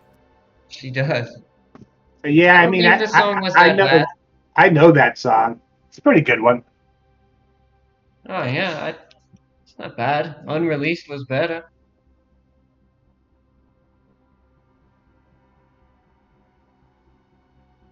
So who wants to go with me? We'll go grab a few and see if they want to maybe share some whiskey and some deer. When I you will- said grab a few, how many of them were there? I will not, Mhm. my lord. I will stay here and tend to the fire and make sure the meat is cooked and we have a good night rest for our mission. I'm gonna do some cooking as well, as long as your bodyguard's going with you. Maybe you should take the super friendly one. Yeah, me. Yeah. I don't know if we should split up. Oh my Splitting up is the goodness. way to go. I mean, Just I have on no the way I there. mean, I know people having fun in a group setting might be scary, but it's not dangerous. I'm sorry, my lord. It is nothing I'm interested in. It's also like almost midnight. I mean, their party, if that's what it is gonna peter out soon. That's when the best parties start. Ooh. Man, let's think of this from another angle, everyone. There's people sleeping 30 minutes away from us.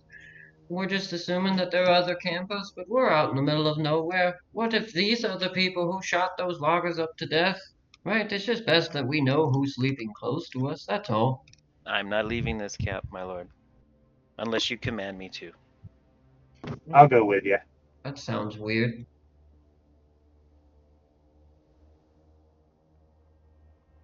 Go check it out. Right. Stinky, you want to come too? I imagine at this point, Stinky's kind of already sitting by the fire and just like letting the heat hit his stomach, and he's got a little bit of a snore going on, and you see him scratch sort of in his sleep and kick his foot every now and again. You hear, salmon, salmon. I can Never also mind. imagine Dean might be picking through his fur and getting like the little branches out of there and grooming him a little Burrs. bit. I Okay, think well, I'll Stinky let would you. terrify them too if they're I don't, normal. yeah, I don't want to interrupt whatever you two have going on there, but okay. Well, Tavad and Blixel, let's go. Let's see. I'll light a torch. I'll take one from the campfire and bring it along at him. Okay, so it's just you and Blixel heading off? And Tavard, I think. Perfect yeah. split down the middle. Somebody's got to go help when this here goes wrong. So What's the Yeah, worst if that can Tavern happen? doesn't know that.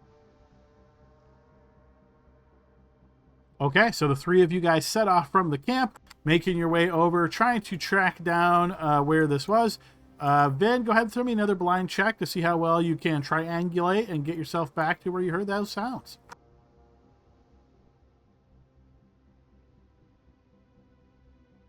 Yeah, you take the group off a distance, the three of you with a torch. You're kind of leading the way as best you can. You're like, I know I came through this way. You're trying I just to. follow the blood from the deer, right? I would just follow the blood back in the same direction that I came from. Yep, yeah, you're trying to do that, and you certainly do see smatterings of blood here and there. So you're kind of following it for a bit. After you spend maybe 10 minutes or so kind of traveling, you're still seeing, some of this blood, but you're not hearing anything.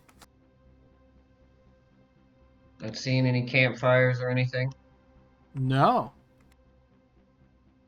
I knew it was around here somewhere, you. Maybe they were just passing through. Is there a road over there? I don't think so.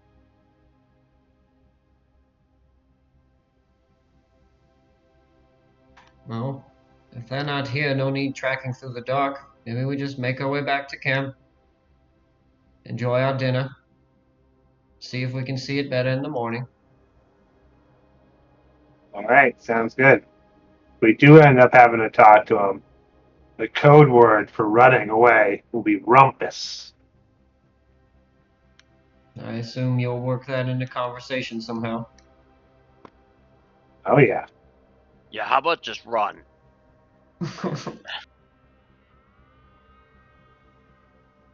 Right.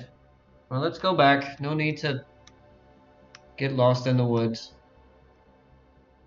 Shouldn't be hard to find that large campfire Dean made to cook all that deer meat. Do you see how quick he cut that thing down? Yeah. He's done that before. Very skilled. Very skilled. Yep.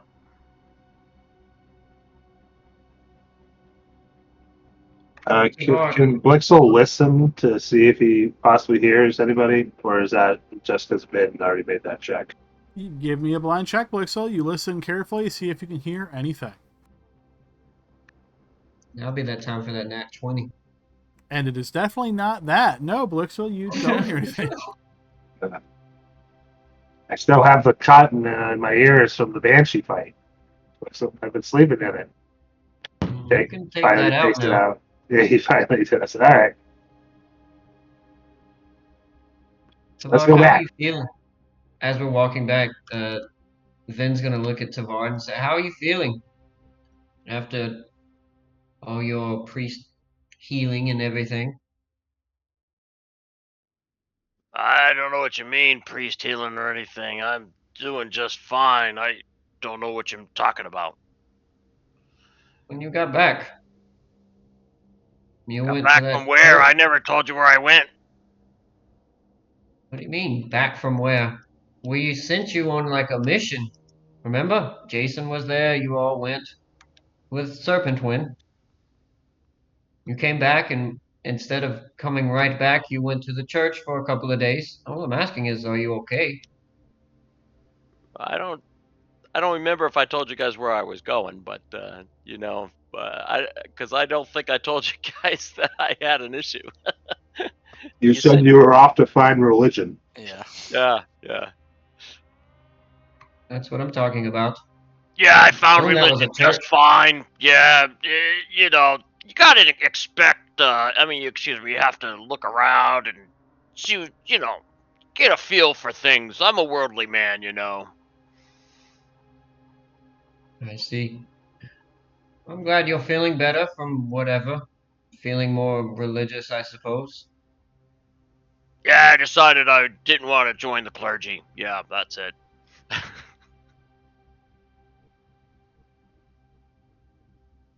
Well, if you ever want to follow a really awesome god, Avani is here for you. Thanks. All right, you guys chatter as you're making your way back to the fire, and sure enough, it is not difficult to find thanks to the larger size of it. So you guys do manage to get back. I imagine that some of this deer meat has been chopped up and cooked to this point, and probably even Stinky opens his eyes now as he smells the aroma of burning venison here, and will certainly take more than his share as you guys help yourselves to some food. All right, Adam. After about, I don't know, maybe like 15 minutes of us eating and hanging out around the fire, I am going to play my card.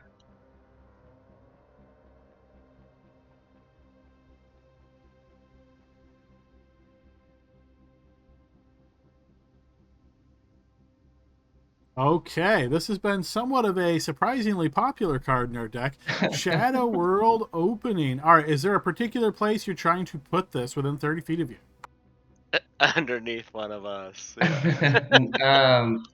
It's probably like maybe at the 25-30 foot mark away from us, but on that trail of blood from the deer, it kind of like rips open. And yeah,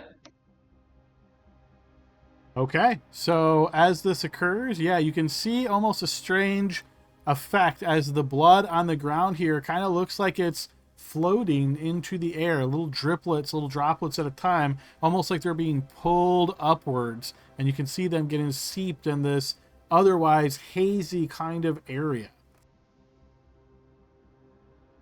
What's happening? I think it's bad bear meat. this bear meat. I've never seen that before. Looks otherworldly. I'll draw one of my daggers, my Ankara dagger at him, and pull out maybe a torch from the fire again, and maybe step a few feet closer, shining the light so we can see it better. Does it look familiar to the tavern?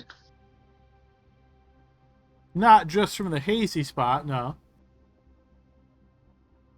All right, you guys want me to go into the portal by myself? Okay, no, just kidding.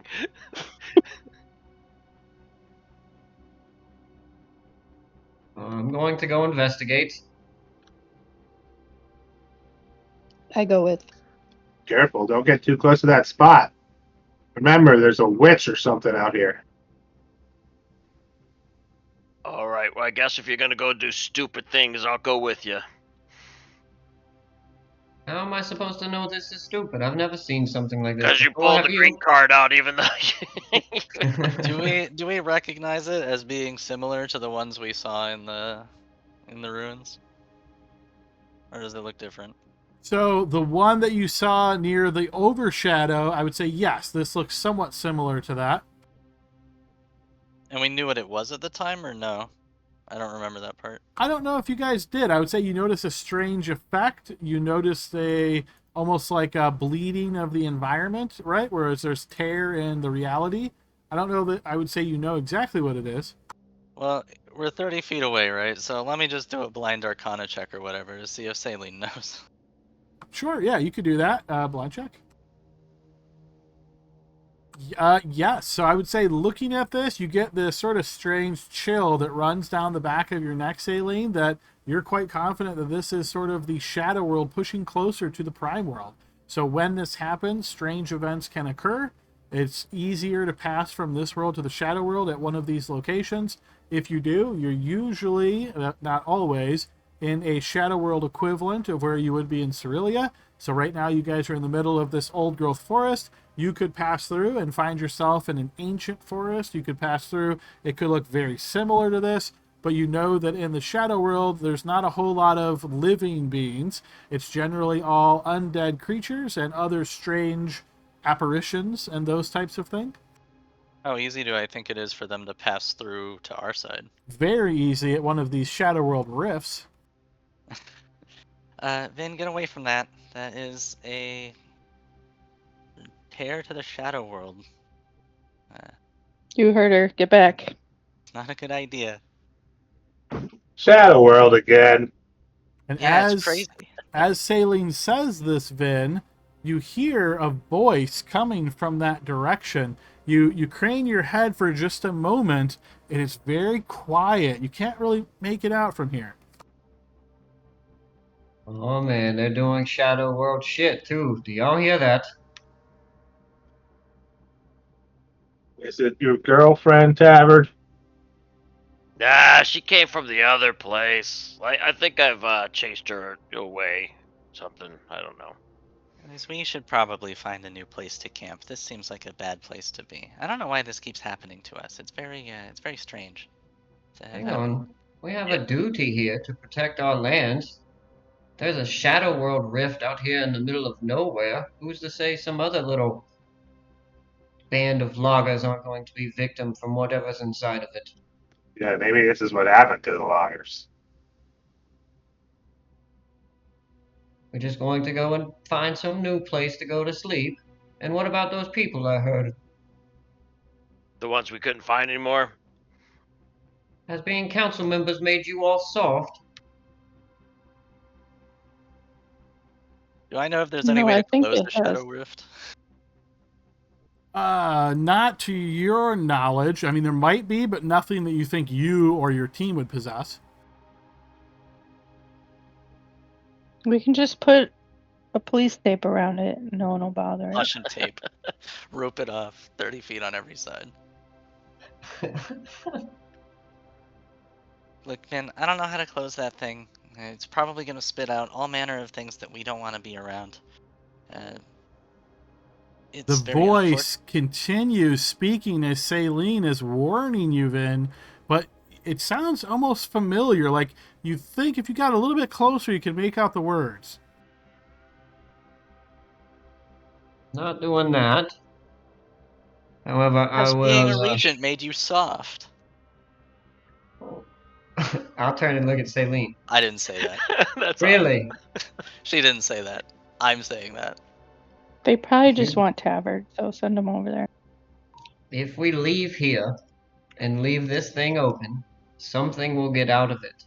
And the only way that things go back in it is willingly, from what you told me, unless you kill it, correct?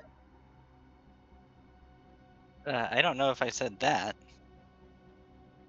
but Well, I don't what know how to happened close last time? How did it close last time? it. It didn't. We dropped a ruin on top of it. I don't know if it's closed. It might still be open. And what are we going to do with this one? Leave it open. I don't know how to close it. None of us have the ability to close it. Can we at least fight whatever comes out of it? I'm sure you can. So what? You want to stay up all night sitting here and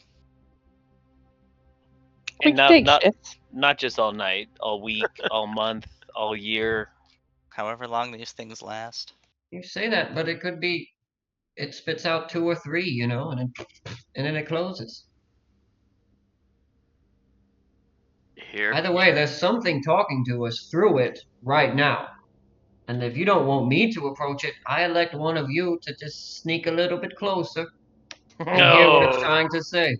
here we go. I can go. Blixville, go talk to it. Did bring the crystal this time. I don't think that has much to say that's probably good for us. Well, that's not very Okay, I friendly rolled of high. you. You guys turn. Whoever rolls the lowest. Blixel will do a divine sense, though. Sure, go ahead and burn a usage of Divine Sense.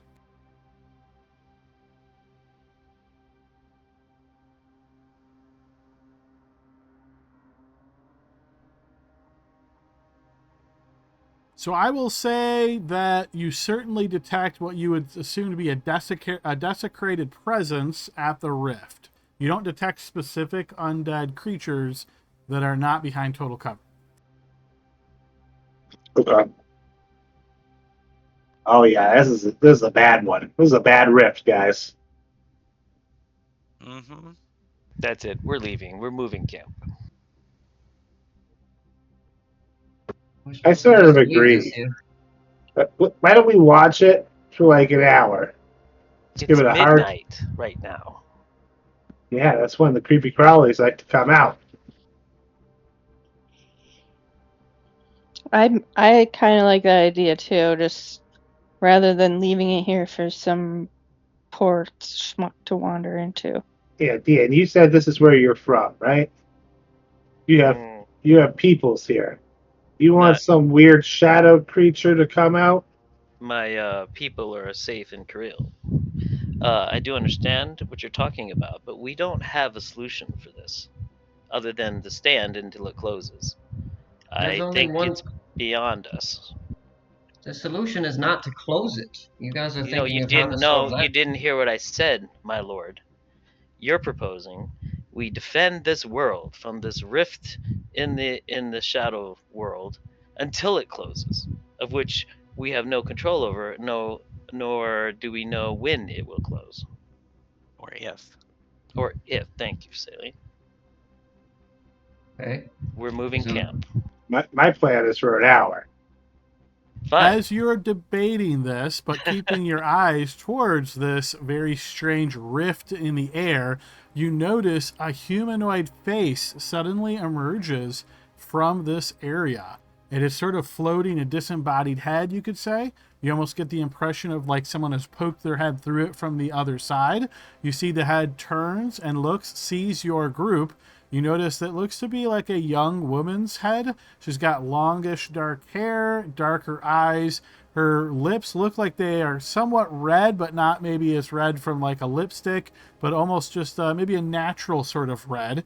As you're kind of curious at exactly what this is, you notice she emerges more from the portal suddenly, and you realize she is not quite human. And that is where we will pause and take our 15-minute break, folks. dun dun dun. Oh God, is that her, Tavern? I'm already Blixel. claimed for. This one's yours. Yeah, Blixel, don't sleep with this one, man. All right, see All right, everybody I'll back see in y'all in a bit. 15. Alrighty, we're back on the second half of our session. It's going to start off with a bang here. So, team, as you saw, this head emerge from the Shadow World Rift, and then it pulled itself forward you notice that there are these long, almost like tree root-like appendages that stream off from this woman's head. You notice that there is a lot of bones that seemingly are embedded in these roots, and all together this creature, whatever it is of a very large size. I'm going to move you guys to a different map.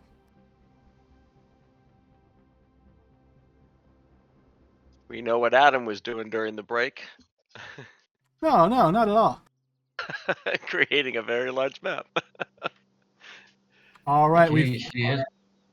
find ourselves here, and in the instant that all this occurs, let's go ahead and put ourselves into combat order. Dian, you are the first to react as this all goes down. Oh my gosh, so I'm gonna see her. I imagine I'm sitting. Well, no, if I saw the rift, we were standing talking. That would make sense. But in any case, I'll move 5, 10, 15 to there. And she's just walking out of the shadow rift, right? So I don't want to say walking, because she's Oh, yeah. basically a floating head connected to skeletal tendrils all behind her. Imagine almost like a very twisted kind of series of tree limbs and roots and so forth that end or terminate in a woman's head. Okay.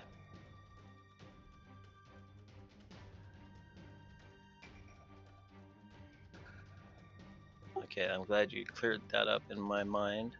Alright, well, I mean, it's not a friendly person coming out of the rift, guys. So I'm sending it. Here comes some scorching rays downrange.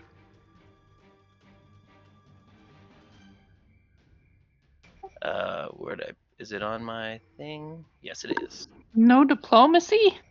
Yeah, with someone from the underworld. That first attack will connect, scorching her. Second one as well. Well, in this And case, third as I'm gonna well. play my card. Thought maybe we might have some conversation, but Dean came out hot. Go ahead and throw your card in the play cards here spot. Not talking to someone from the underworld.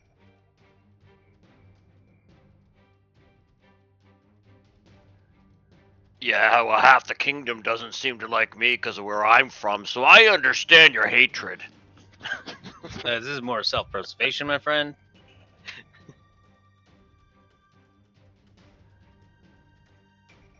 Oh, I don't think we've seen this one yet. Nice. Light steps. Okay, so you and the group gain plus 10-foot bonus to your movement speed for the next minute. Okay. And actually, I'm going to play my card as well. Oh, nice. Throw him out. Play him if you got him. My movement's now 55. That's pretty cool. That is cool. Holy shit. All right, we've guided strikes. You and your group score a critical hit when you roll a 19 or 20 for the next minute. It's almost like you guys think this battle is going to be tough. Hello. She's Her name is question marks. The king wants to fight. We will give him a battle.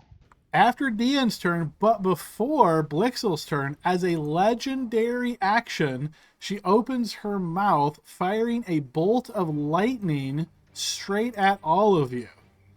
This is going to encompass Blixel, Tavard, and Vin. Dexterity saving throw, please. Not an attack roll there, telekinetic parry. Okay.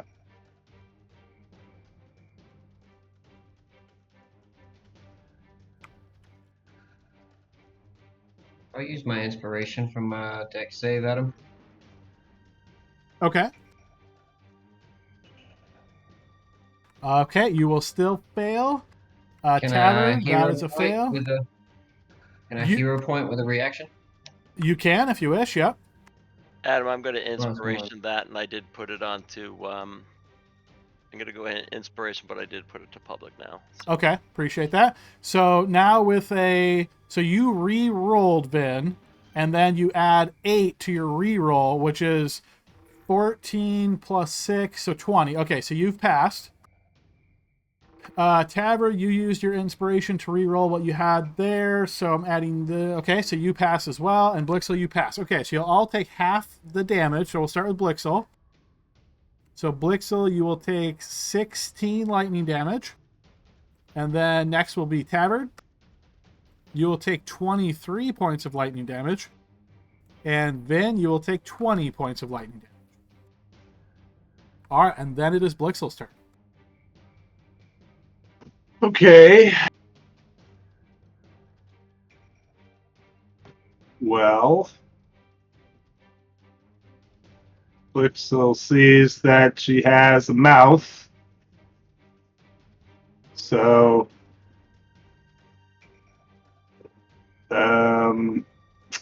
Where you going with this, buddy? he's going to cast Tasha's Hideous Laughter on it. Okay, spell effect roll. Hold on a second, Adam. I'm going to go ahead and pull out my card. All right, throw it over there. We'll throw it up.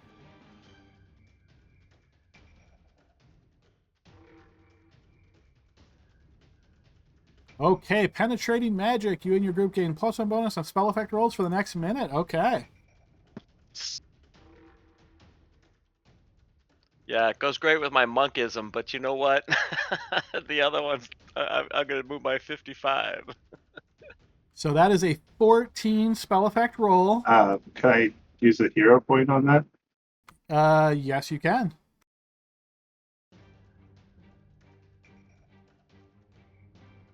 That is a 16 spell effect roll.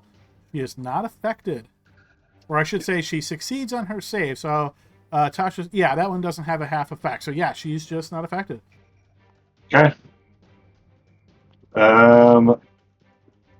And I will start moving out, drawing my other short sword, and move to here.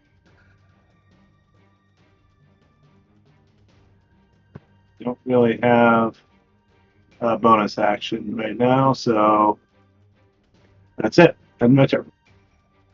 All right, Blixel, after your turn, but before Taver's turn, as a legendary action, you will notice that tree appendage root deal with the skulls embedded in it slams down on top of you. Please give me a defense roll. Okay, I'm going to use the telekinetic parry on this one. Okay, so you can't use a reaction for that. Okay. And that will give you advantage on your defense roll. Okay, with advantage, you will manage to evade as that smashes down, and you see as the tail picks back up, you can see that there is like a small crevice where her tail just smashed into the ground, and you notice all these really odd-shaped, almost like skull impressions in the earth. Tavern. All right, Adam. So at the beginning of my turn, I love this, by the way. Couldn't wait to get to level 6. I'm going to go ahead and instantly heal 3 points. Nice. And to no one's surprise, I'm going to go ahead and use a key point to go into patient defense.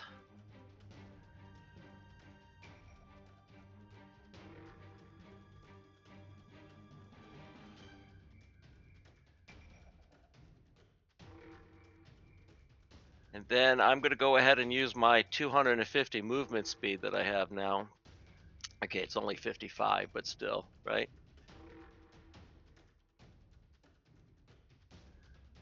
And we got 10 from a card. And Adam, that's going to go ahead and put me about there, give or take. I mean, I had 5 more if I wanted to take it, but I'll just go ahead and take that. Yep, I think you're good. And then I had my eyes closed. Which way did you go? North, south, east, or west?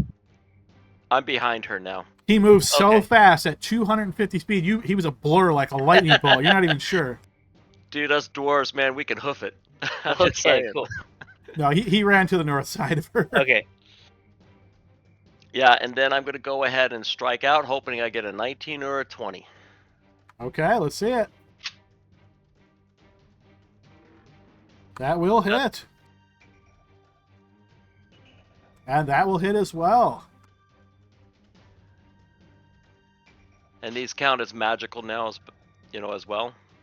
Okay. Okay, so 24 bludgeoning damage as you smash into her twice. Okay, Vin.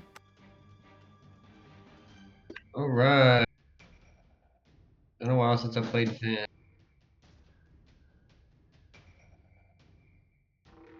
Can you remind me about the heroes, the Inkara stone, Adam? Since I used that hero point, does it mean that I can activate it on this turn? Let me pull up the exact rules. I believe so, but let me pull up the exact rules.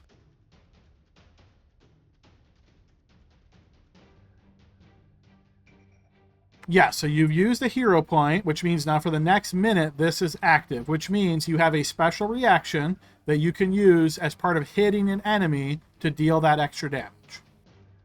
Okay, cool. So then, as all of this happens, he gets hit by that like lightning bolt, and he kind of like dodges off to the side. He's gonna let the torch that he had picked up fall out of his hands. He can see pretty well since it's close to the campfire, and he's going to charge. And while he does, he's gonna bring out his new dagger.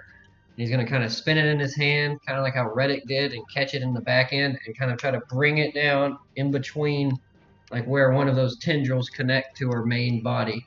See if he can stab her really good. Okay. I will give Vin a 19 on the roll. Okay, Oh, you man, burn that- a Portent 19, which gives a critical hit to Vin. Nice. All right, so I'll use my reaction to get the Inkar,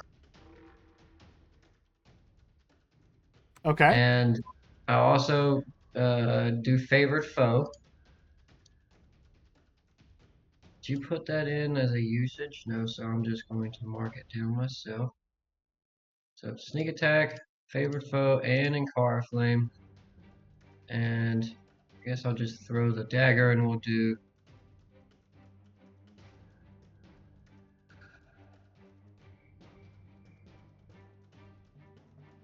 Okay, so standard crit.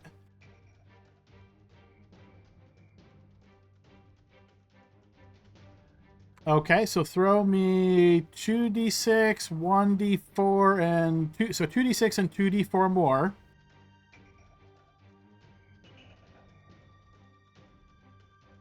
All right, so 9, 31, and 6. I've got 37 damage there as this connects very solidly against her. Nice. And as it does, you see all those flames erupt, and he kind of like pushes the flames towards her face, and he uses that as part of his escape route, and he brings himself back behind the tree here. Okay.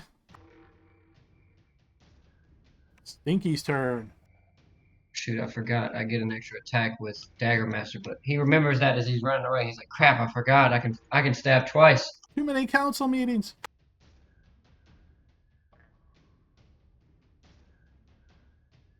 Oh crap! I'm Stinky. All right. Stinky's just going to charge into the fray. Kind of comes around to the side over here. I was And gonna say yes, you are, and you're also playing the bear today, but you know. we'll say when he comes to like, actually, Adam, if he's here, he is 20 feet. Can he do his deadly leap ability? Go ahead and post that. If I just click it, does it show it? Here. Set him back to public. Yeah, I think you'll have to.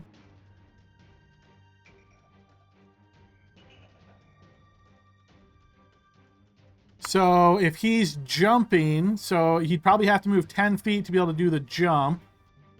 So yeah, I mean, he'd like scoot back. You say, "Excuse me, dude," and he'll like do the charge to get to where he needs to, and then he'll do the jump.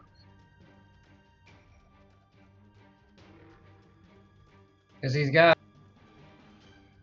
40 feet of movement plus the 10 feet, so he's got 50. So he should have enough movement to scoot back and then come back in and charge for a leap. Okay, so I'm taking the attack roll that you posted, and based on the chat we've got here, If the attack roll is greater than or equal to both the creature's strength and dex, it is not. So the creature is not prone, and it doesn't take bludgeon. Attack is not greater than both. Creature takes only half damage, and is pushed 5 feet. Okay, so go ahead and post the damage, unless you already did that. All right, Yeah. so it should Oh, take it's like 3. it first. There it goes. Okay, so 3 damage, and are pushed 5 feet out of the bear's space. So technically, the bear has to land in her space for the deadly leap to apply, and she'll get scooted back 5. Cool. Yeah. And let's see. That's it for him. Yeah. Says he can do a multi attack if it's bite and his claw, but we'll say he kind of readjusts to like right here, so he's close to Blixel in this. Okay, it is now her turn, and she is going to cast a spell. I will reaction counterspell. Go ahead and post that. And I'm assuming you only have 3rd level slots, right? That is correct. Okay, so give me a spell caster roll. So this is just your stat, whatever you're using for this, probably int for you. Yes, sir. Int. Okay, so that would hit a spell level of 11. Hang on one sec. You have to think about it? Oh, no. Goodness. The spell is not canceled. So you try to counter this, and you're confident Can that I hero point? No, it's a reaction. Counterspell Right. is a reaction, so I can, Right. yeah. You are like so confident this is going to work, but it doesn't. So with that, you are going to notice as a silvery like door appears as she enters the door and seemingly vanishes. Serena, your turn.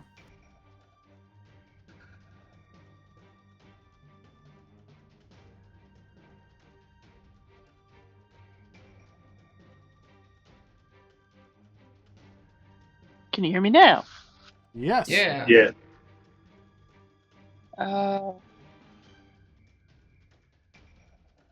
Like we're out of combat then, right? You might be, but it is a very tense moment. So maybe just mechanically I'm leaving you there. You never know. That means yes. That means I don't Yeah, trust that at all. Serena's gonna step up to here and stab out where she was previously to feel around. All right, you spend your action poking and prodding the spaces within about 10 feet of you that aren't filled with an ally. And no, you just hit open space. Is that an action? Yes. All right, I will. End my turn. Okay, after your turn, but before Celine's turn, as a legendary action, Blixel, I will need a Constitution saving throw.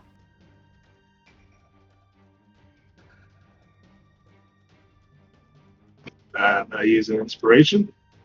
Okay. Go ahead and click your inspiration. Can I use another inspiration? You cannot, unfortunately. All right, so what is going to happen here, Blixel, is you are going to feel an intense darkness surround you. The rest of you notice this cloud of skulls floating around Blixel, seeming to suffuse his body momentarily. Blixel, you will take 923 damage. Yeah, I just noticed I had the exhaustion on, so I took that off because we've been resting, right? Yes, it won't affect your roll, but yes. Oh, I have one too. You will take 31 points of necrotic damage, Blixel. Okay. Celine, it is your turn. Is the door still there? It is not. Okay. Well, I have no idea where she went, and I don't know if I can do anything to affect her. So I will,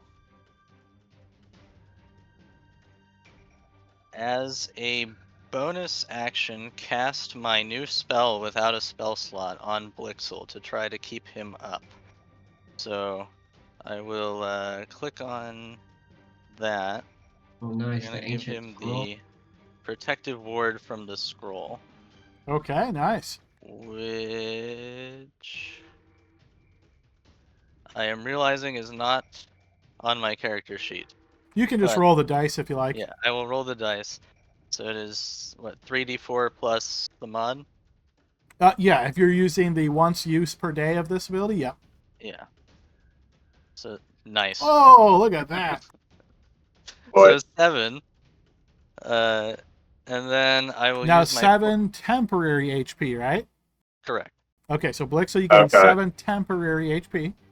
And he cannot be critically struck while he has that temporary hit points. There you go. So I will use my movement to go off map. 10, 20. I will try to get around this tree here and try to use it as cover from the Oh, direction. it is so thick, man. You can't push through there. That's like really thick tree. I will try to use this tree then for cover. Basically, that whole like left-turn edge right there, it just seems really thick tree for some reason. You're not sure why. It's almost like nobody wants you to go that way. I'm referring to this tree in front of me. Oh, that one's totally fine. Yeah. So yeah, and we're gonna end our turn there. All right, fair enough. Dian. Well, I do not see the adversary. I see skulls floating around Blixel, though.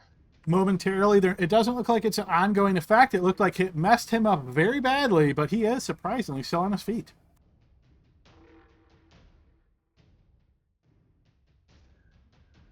Okay. She got me good.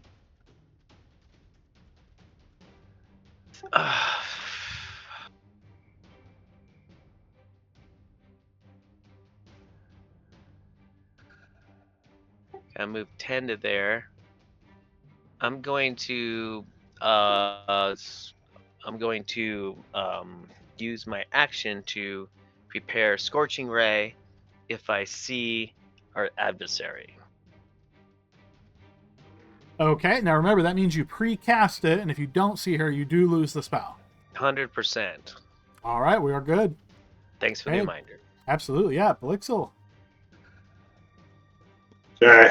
Blixel has some stuff he could try, but most importantly, he's going to try to heal himself. And Blixel, you're not concentrating on anything right now, are you?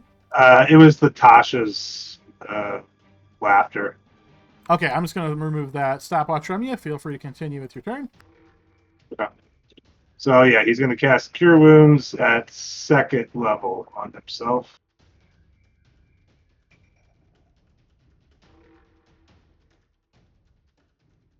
Nice, you'll get 16 back. Vin's gonna shout in the distance, Blixel, don't forget your cloak where you could just go invisible, dude.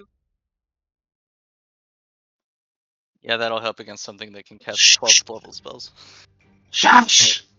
12 level spells. He's not over that, Jordan. And that's exactly what he's going to do, because he's just not going to move, so he's going to go invisible. Okay. And that's the end of his turn. All right, Tavard. Alrighty, so I'm gonna go ahead. I'm guessing that the Dimension Gods doesn't want me to go too far over to the right. Yeah, like right where that black line is. It seems like that's a good place to stop. Perfect. All right. Well, I'm gonna use my 2 million feet of movement. I'm gonna go here. Then I'm going to go. Is this here gone, Adam? The dimension door there, or not? It's not a dimension door, but That is a shadowy rift, and it is still there. okay.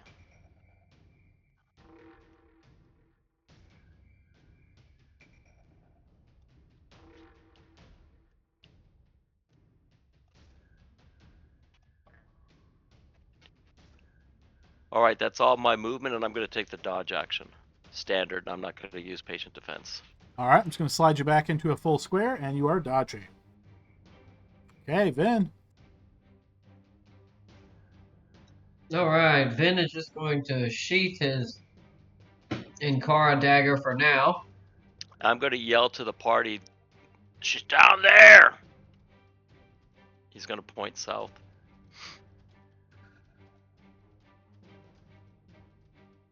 He's going to draw his short bow at him. So you sheath and then draw. You'd have to drop and draw if that's what you're trying to do.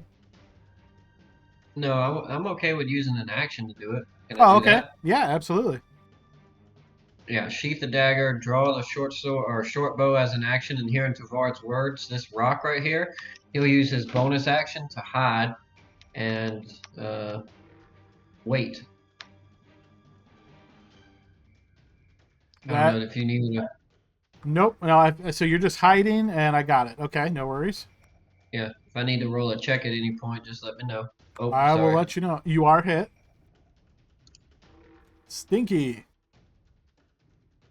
Okay, Stinky here's Tavard, and he will begin moving in that direction. Yeah, guys, she's down here. And he's still got 25 feet of movement. Let's see. 35. No, he's got 15. So that's his first movement, Adam. And he'll just action dash to get up close to her. Okay. All right. Her actual turn. She is going to. I'm going to slide Stinky back 5 because he wouldn't be able to be in her space.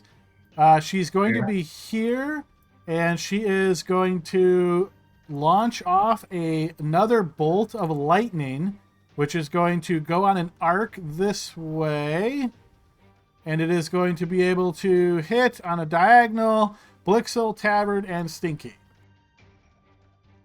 So I'll need the 3 of you guys to give me dex saving throws.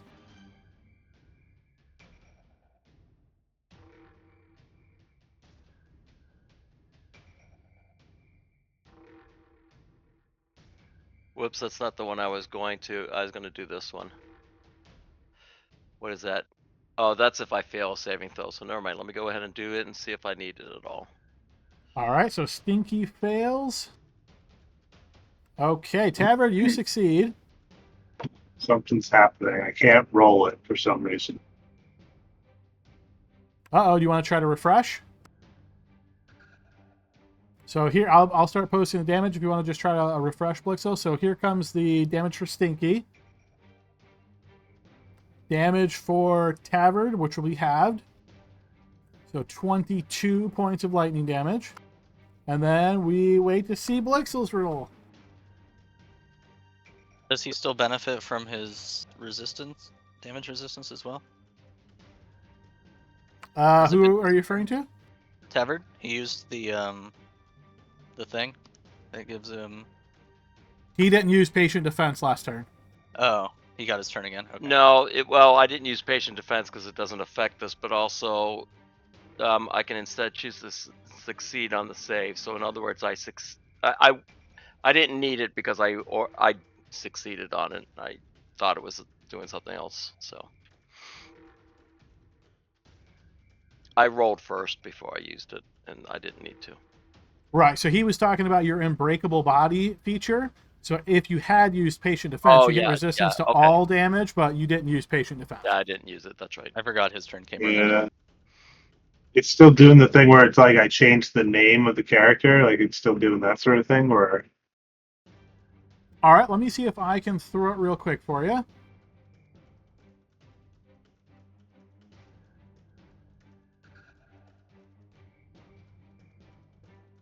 And let's see, did you add a space maybe? I didn't think so, but maybe I misclicked it. Just throw a d20 for now, and we'll try to figure this out later. All right, so with your bonus to dex of 4, yes, you will succeed on that, so you'll suffer half of this. So that will be 18 points of lightning damage to you, Blixel. Okay, that was Okay. her actual turn, and then we move to Serena's turn.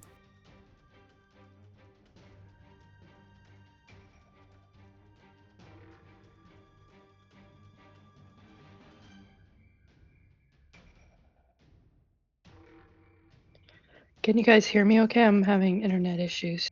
We can, yes.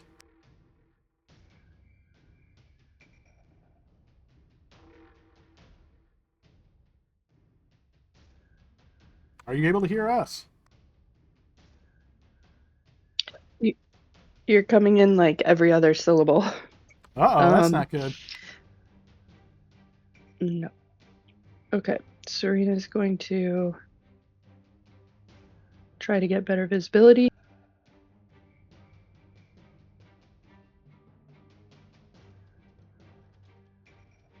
We're like all pointing down south.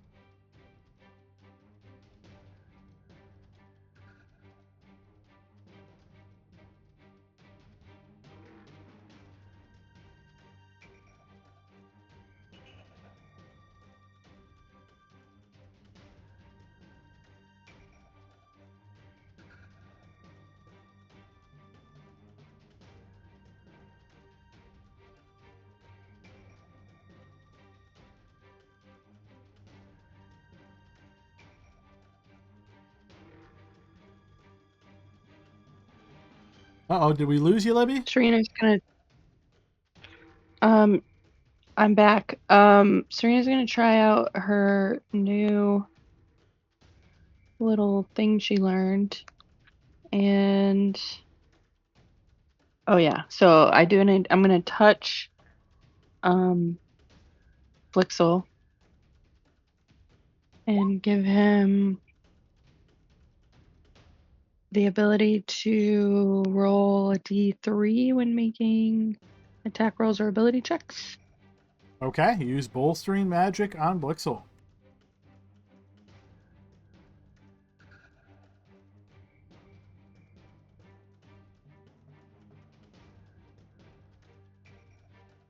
Whoa, sweet.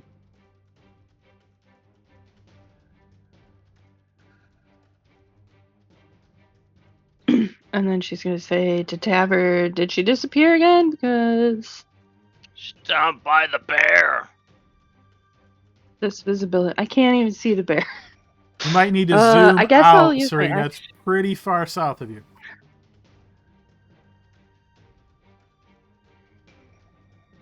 Oh, this map is bigger than I thought. I'm going to dash as my action. So your action was bolstering magic, so unfortunately can't dash. Oh shoot! I thought that was bonus. Sorry. Okay. So I've got that you've used 30 feet of movement so far. I think you're at 40 or whatever you're at, so you've moved 30. Feel free to use the rest. Oh, I forgot about the extra 2.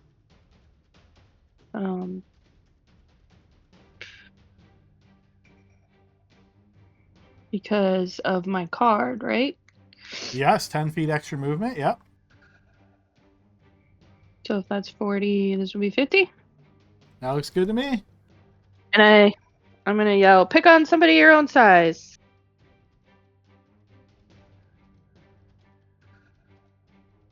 All right. At the end of Serena's turn, but before Celine's turn, as a legendary action, the form, which I think Tavern and Serena are the only ones that can see this, you see she opens her mouth wide, inhumanly wide, even though she's not, of course, human, and tries to completely swallow Stinky. Vin, go ahead and throw a defense roll for Stinky. Oh God. What? She's gonna try to eat our bear? You could drag him into. So for this one, just remember that is a critical hit.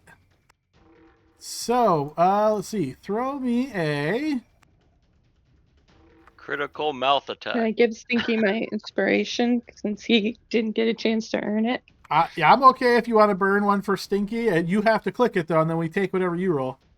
Also, I I would don't like know. to burn it. I also think it says 1d20 plus 10 minus 10, but Yeah, I'm since guessing you probably didn't click the NPC defense roll because remember NPCs are different. But either way, you Okay. still rolled a 1, so that it would still be a crit. Okay, so we're gonna take the 13 now. Go ahead and click NPC defense roll this time, then for Stinky. Okay, so actually that won't help me. Let me just pull up his stats.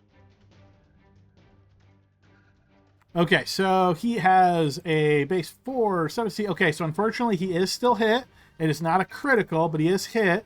And essentially, if this damage is enough to take him to 0, he is swallowed. oh man, that's only 16. He Yep. takes 23 points of damage and is swallowed into this massive form. Okay, that was a legendary action. Saline. All right, let's try to save our bear. I have heard that they're pointing to the south, but this tree cover is just so bad on this side. I can't see anything. So we're gonna go 5, 10, 15, 20, 25, 30, 35, 40. That's not good enough.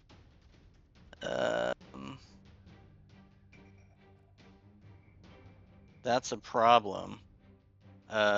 So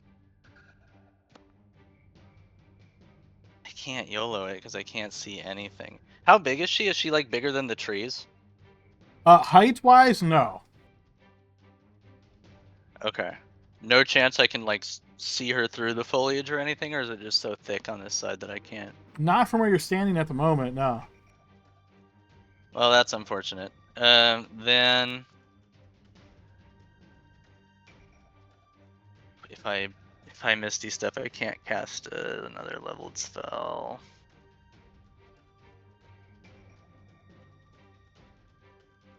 Thinking if there's anything I can do.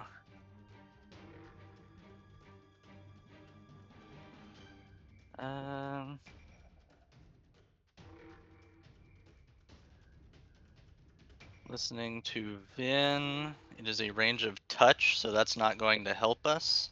I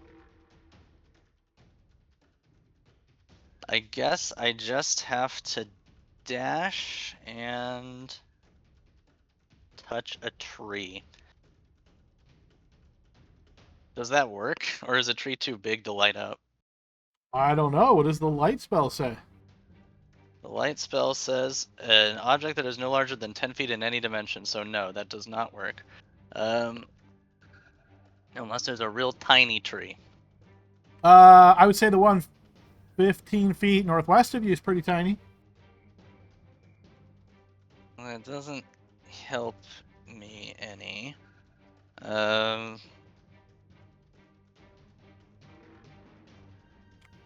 I just have to dash. I can't quite do anything this turn, unfortunately.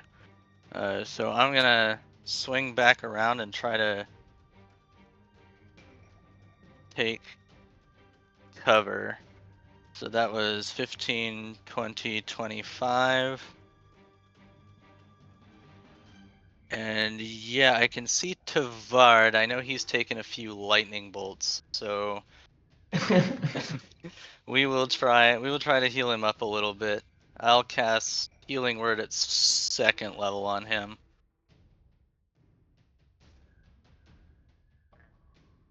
Because I still have my bonus action.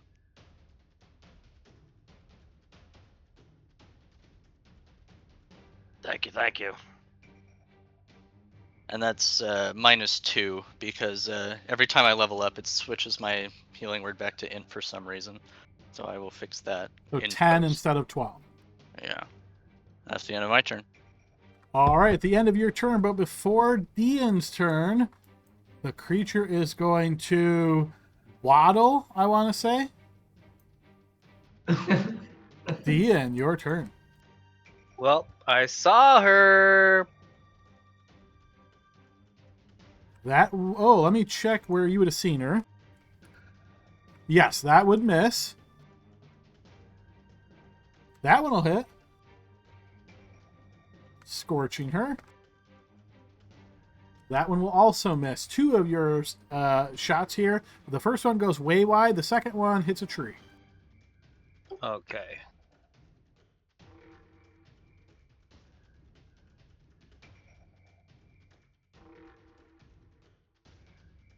Okay, I'm just thinking here. So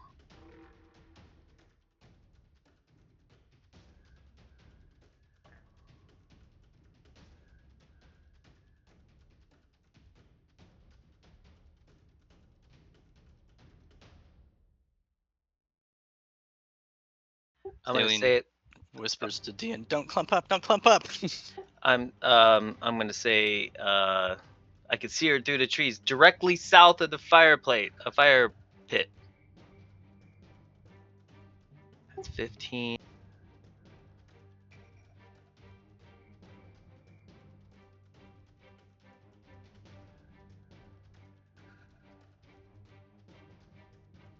That's 30. 40, and I'm gonna I'm not having vision problems because I'm by the fire pit, so I'm not worried about my vision. My action will be, yeah, same. I'm gonna hold Scorching Ray again as I put the flames in my hand, ready to release it. Now I understand I will lose my spell slot if I don't see her, and I got lucky last turn. Okay, we're done. Okay, Blixel. Okay. This is not doing too hot. This is how Jason felt in that Banshee fight.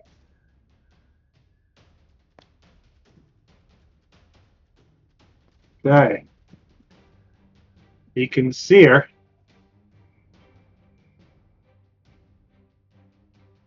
And if you can see her,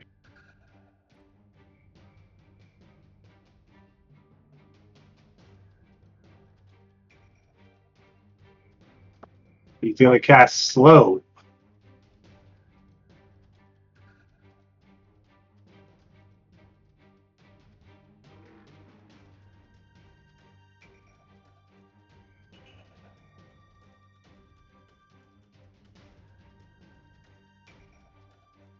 Okay, throw me a spell effect roll. Remember, it's with +1. Yep. Yeah, it's even. Yep. Thanks.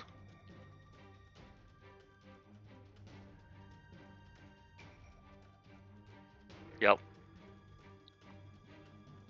So that will be a 21. She is affected. All right.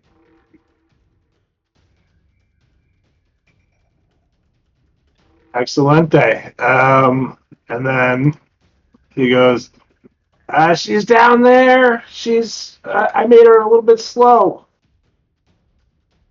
And he's going to use his last 10 to move this way out of her sight. And that's the end of his turn. Hey, Tavern. All right. Let me see what happens here.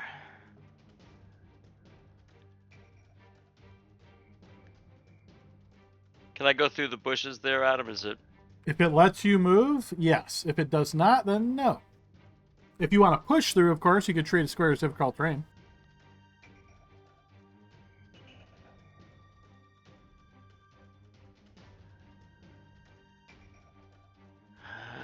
Shoot. I'm not gonna be able to do what I wanted to do.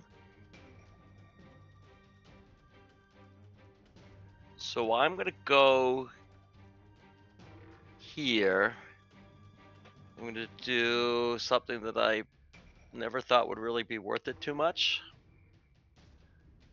But I'm gonna go ahead and I'm going to clap my hands together, put my hands on my chest, and use some key points. Okay. I just wanted it to be a little bit drama, you know. So.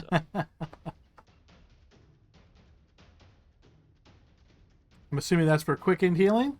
Yep. So I'm gonna go ahead and so that gives me back. Double check the wording on quicken healing, but I think that should be accurate. Yeah. But it might based on your level. Yeah, it's supposed to be 2d6 plus my proficiency. So that's accurate then. If you put your cursor over that 10, it exactly rolled 2d6 plus your proficiency. Perfect. Yeah, and then I'm gonna go ahead and do that.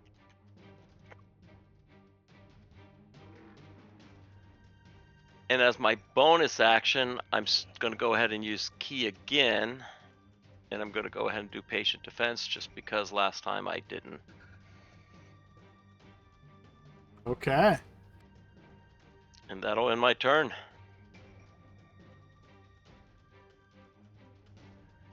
All right, next up is Vin.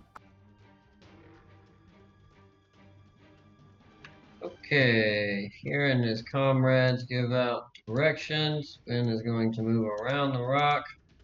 Adam, I'm going to go ahead and give myself plus 3 hit points as well, just because I did take damage before my turn. Okay.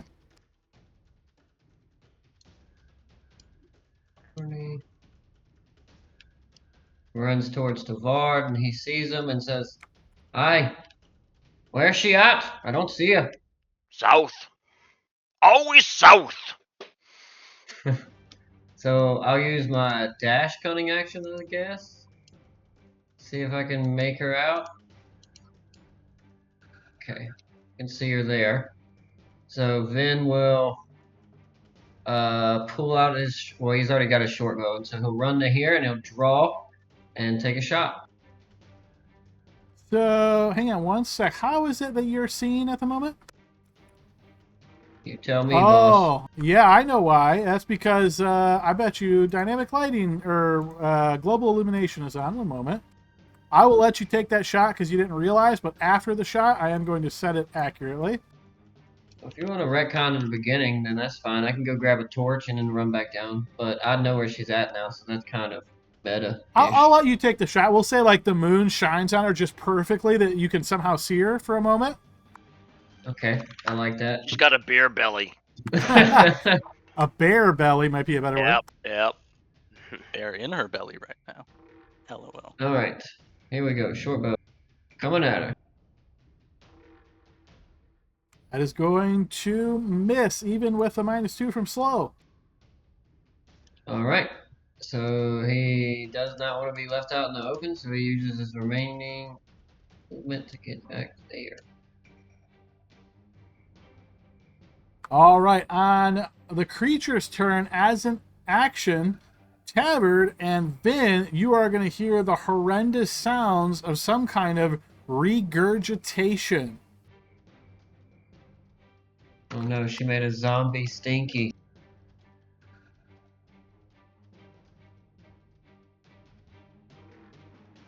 All right, Serena, your turn.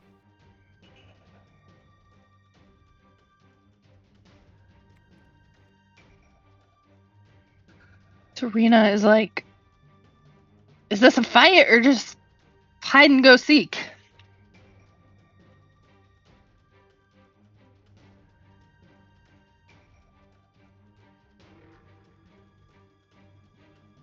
We can't let this thing get away. Oh, and Blixel, throw me another spell effect roll so she has another chance to shake off slow.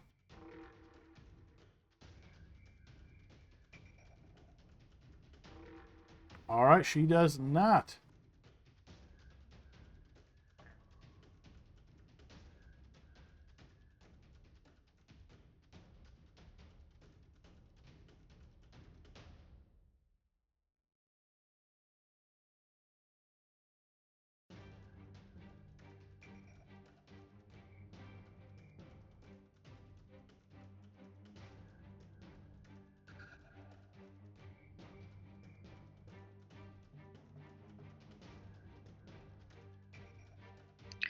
Serena's gonna yell to Tavard and Vin. Which direction? God dang it, she's south. Straight south of the campfire. Well, she might have moved, but she's still south. She can't move far. As you get to that space, Serena, and you're scanning around looking to see what you can see, to your west, you notice your old pal Stinky, but he looks a bit different. You notice that there seems to be these sort of like dark patches in his fur, and as his face turns to look towards you, you notice his eyes are purple. No, Stinky. Not feeling so good. Is there any recognition? Lunch. You can see Stinky, you okay there, buddy? he's definitely looking towards you, but he doesn't say anything.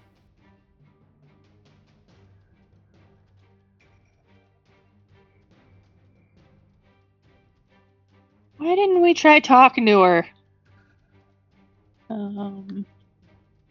What am I up to now? 40? I wasn't tracking, so yeah, totally 40. So I got reach here. I hate to be the aggressor, but can't be good, right? I'm going to rage. Where is that?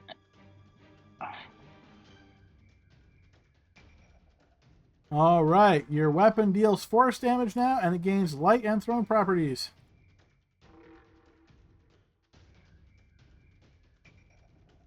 That's cool. So the shipwrecker on a polearm handle is now light. Yes, somehow. And Say wild I'm magic, right? gonna go ahead and swing at him. That will connect. See if he looks betrayed. Does he look betrayed? He doesn't. He looks kind of placid, like not really reacting. Okay.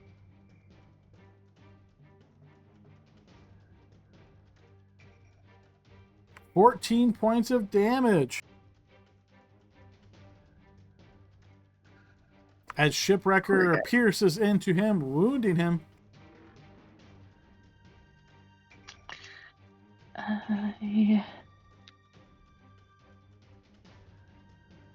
going to extra attack. Non-lethally. Sad. Non-lethally. Okay, you miss. Yeah, it wasn't lethal. You can tell my heart's not in it. And I think that's about all I can do. All right, Saline. All right, let's try again. 5, 10, 15, 20, 25. I see the bear.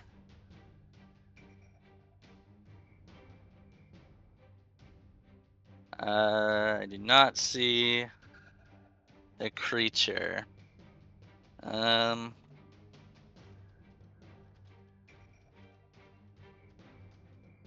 Which direction is the bear looking at?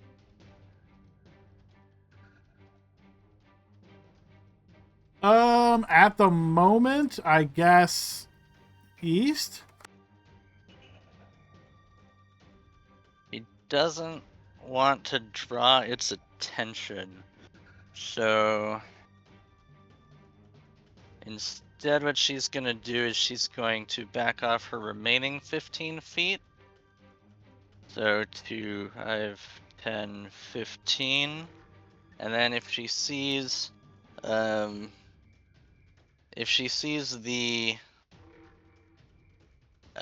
what's her name? The big scary lady. I will ready a magic missile to cast her. All right, so Just you first level. pre-cast magic missile, and all right. Okay, top of the round before Dean's turn. One moment. Gotta put Stinky in the rotation. Dean's turn. that goes off because I held it. It's just to burn the spell slot. Click the damage, like you're doing damage, to burn the slot. Alrighty. All right, and then so that was just my last turn's reaction. So I'm going to move 5 and 20.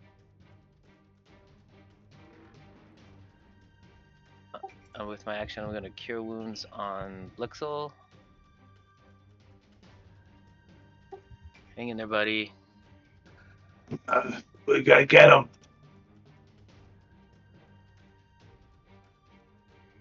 I'm going to move back. And I have no action, bonus action. We're good. End my turn. Hey, well, let's see. One moment. Blixel, your turn. Okay. Pixel is going to go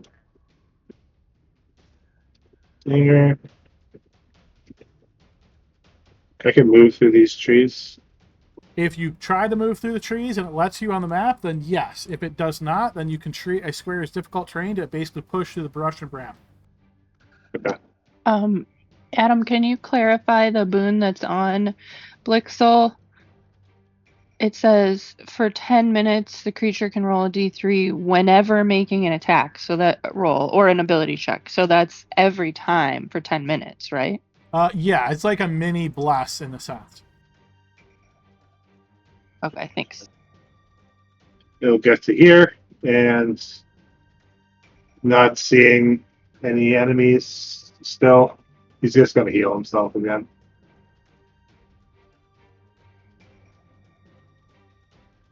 Or another.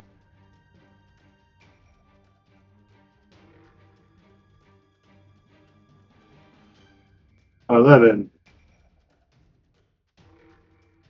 All right, channeling some more energy to restore your wounds. Okay, and no bonus action. Okay, Tabard.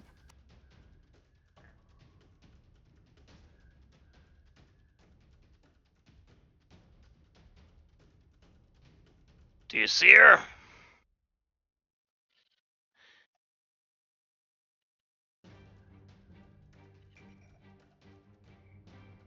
All right. Tabard, as you get to there, you are going to notice from your south, let me check your vision. Always the south. From an attacker that you cannot see, give me a defense roll at disadvantage. So since I'm, oh, and I didn't patient defense yet. Oops. You Yep. sure did not. What a surprise there, right? So okay. Meant to do that before I moved, but All Is this right, a reaction maybe. from a Why do you not ask? from the slowed person? No, definitely not. Okay. All right, so from the south, you notice that there is this like hazy darkness, but it doesn't hit you. so we're talking about the south, like in a 5 foot from me south, or the From south. the south, but you can't see what it came from. Basically, you see this darkness kind of fly towards you from out of the darkness towards you. So you Okay. have dark vision. So darkness kind of proceeds towards you, and you can see it even though it's black and white. And your black and white is pure dark. It flies towards you. It passes by you. All right, I just wasn't sure if you meant like a south square or something like that. You're No. talking down south. All right. So I'm going to go ahead and patient defense, even though I'm using up my key points for awesomeness, right? But it is what it is.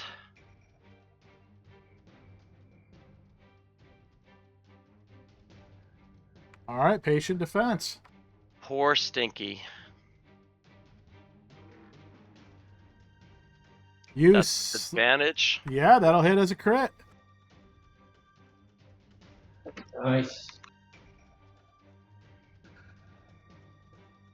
All right, post damage, and we will calculate that.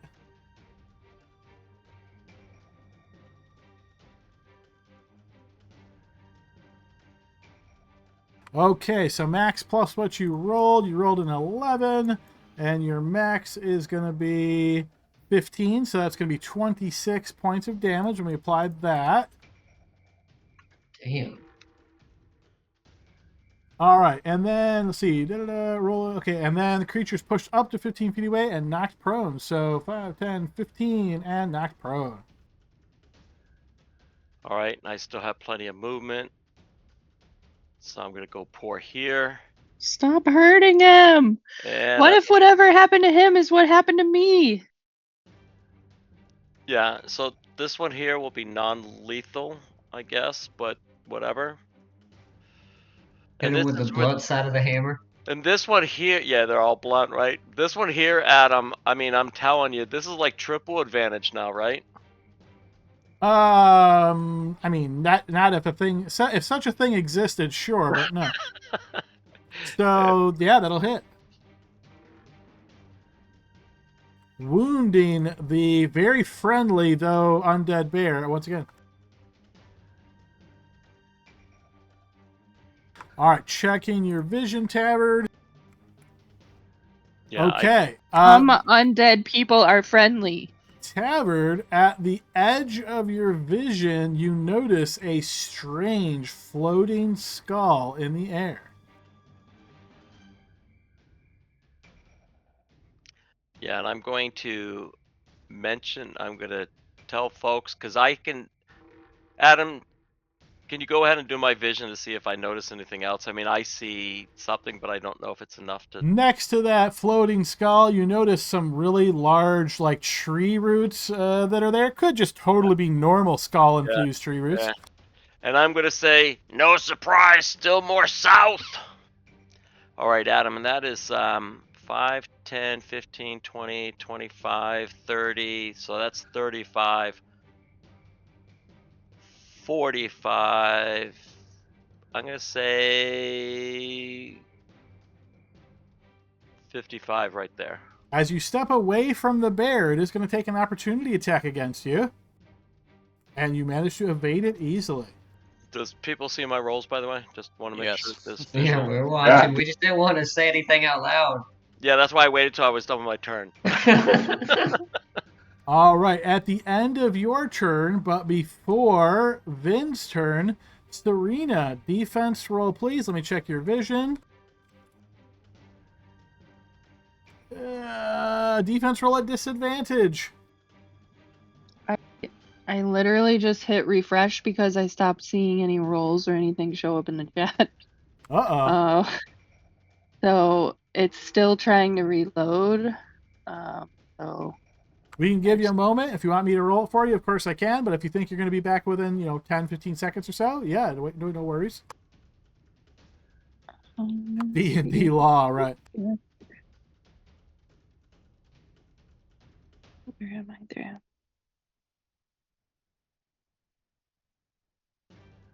Okay, it's... Go ahead and roll it for me. All right, rolling for you. You are struck by this. I meant wait until it's my turn. And you will take 13 points of cold damage. I'll go ahead and update your character for that. Let's see. Vin, your turn. Thank you. Yeah, no problem. Okay, Adam. I've been playing with you for about 4 years now, so I think I already know the answer to this question, but still, I'm going to ask it. The answer is no. Would Vin have torches on his person right now, or do you think perhaps his backpack is over by the campfire where they were hanging out? I'll leave that decision up to you. Just thinking what you were doing, right? You guys got a deer, you brought it back, you were processing. I mean, do you think he would have thrown the backpack off and thrown it next to the fire, or would it still be on his back? I mean, I personally could see it going either way. I'll leave it up to you. And then a shadow rift opened, and we stood up and investigated a little bit and argued about it for like 3 minutes until a horrible monster came out of it. That is true. Now, I didn't hear anybody say, I put my backpack back on after I see the shadow rift, but, that's possible that could happen. I also didn't say that I took my backpack off at any point. That is true. So I would say leave it up to you. What do you think he would have done? I would People have say he been would. known. People have been Go known to ride in wagons with shields on their arms too. So Yeah. I'm gonna say that because Vin was like just getting back fresh from a hunt and still hanging out by the fire. He probably still had all of his stuff with him, and he was probably just chattering with everybody. And then he grabbed the torch to investigate the thing and then dropped it. So I'd imagine he still has them with him. So we're gonna say he's got them and he's gonna light a sucker up. Sounds good to me. So lighting a So torch, that will be an action, right? So you're using an item to light a torch. yep, that's fine. But now he knows that he can help people see. So he's gonna move towards. Well, hang on. Before I move in the darkness, when I heard like Tavard and Serena shouting about Stinky, what direction did I hear that from? Give me a blind check. It is a chaotic environment right now. There's shouting everywhere, but you're quite sure that it came from your southwest. And Adam, I have it up there that I yelled that she's down south, or I said down here, but Okay, so he gets to here, and he's still got some movement, so he's gonna go back to behind Serena, and yeah, that'll be it for now, because he doesn't. Well, yeah, that'll be it for now. And he says, "All right, I'm here to help, but he'll drop his bow back where he was, Adam. So he's got just a torch in his hand, Okay. and now in his turn. All right. After your turn, Vin, but before her turn, Vin, defense roll at disadvantage.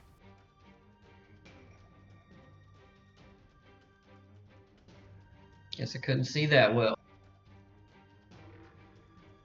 From the south, a ray of icy coldness strikes into you, dealing 11 points of cold damage.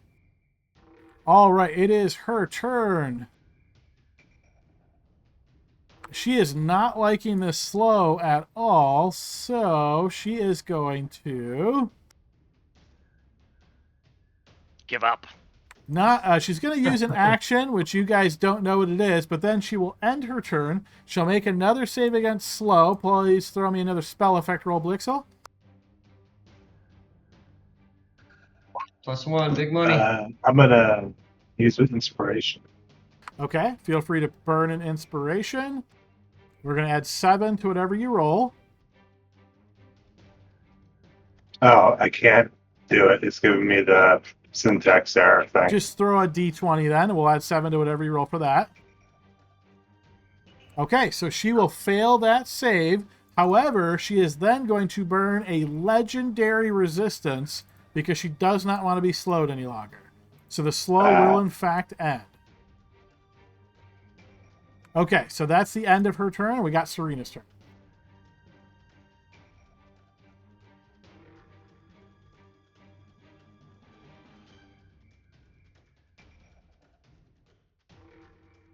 And Serena, how are you doing tech-wise? Are you good? Can you hear and move? Can you hear me? I think I. Yeah, we can hear let you. me try something again. Does non-lethal damage count as attack? So if you try to like knock him out, basically what you're going to do is you're going to say, I want to swing non-lethally. You make an attack roll as normal. You deal damage. If that brings him to 0, then he's knocked unconscious instead of dead. And yeah, does remember he is prone. You still get rage. If that was the question, yes, it still recharges your rage, yes. And I can see you're lit up, Libby, but I'm not hearing you, so... that was the question.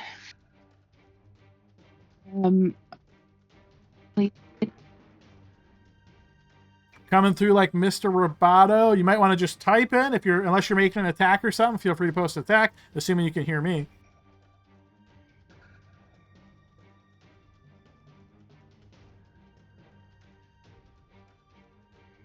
Non-lethal attack. Got it. Yep, go ahead and make an attack. A 13 is actually going to miss. Well, she's got it. That's okay. Yeah, never mind. 13. Yeah.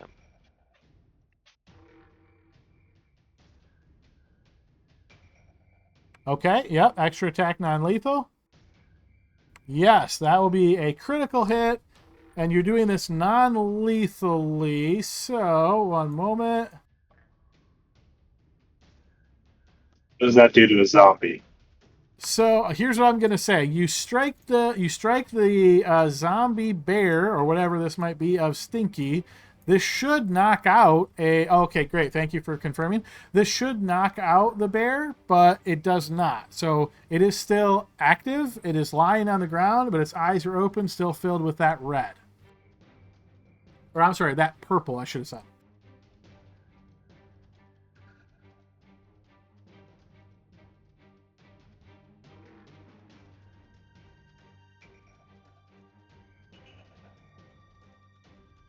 So anything else on your turn, Serena? You'd still have a potential bonus action if you wish.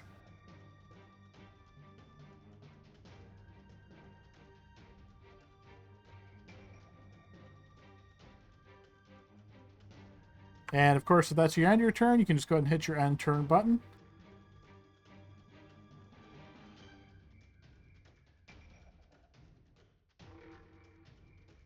Well, I'm guessing maybe she got some issues. Oh, okay. Now that I'll post it all of a sudden real quick. Okay. Yes, if you can see it on your screen, Serena, yes.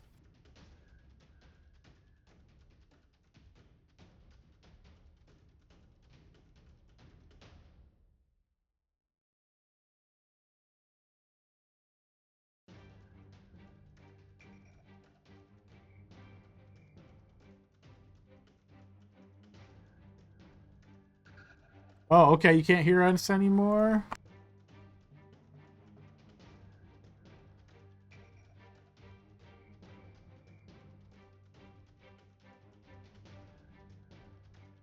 Hopefully she can see that.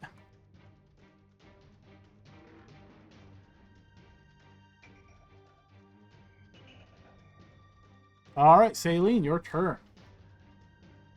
All right. Well, the only thing I can do is come in. Let's see. So 5, 10, 15, 20, 25, 30, 35, 40. I still don't see anything. So I'm going to dash. And I will try to get as much cover behind this rock as I can. I know I can't go off map, but I would like to try to angle it because I've been hearing people say the thing is to the south. So I'd like her to try to position herself such that the rock is like in the way of the direction of any dangerous spell or attack that might be coming. Okay, sure enough. And I can just see whoever this is. It's the cute dwarf. At the edge of my vision. I don't even think you can see that. I know you can see the health bar, but you can't see the token. Right? Like I'm looking through your eyes. I can't even see the token. Okay. Now, of course, an extra bonus action, if you got any movement left, you probably could do a 5-foot step left, and then you'd probably see her. I took like 15 to get here after dashing, so sure, I will do that. Now I can see him. There you go. I will throw a healing word on him, just cause it's the best thing I can do with my turn at the moment. I agree.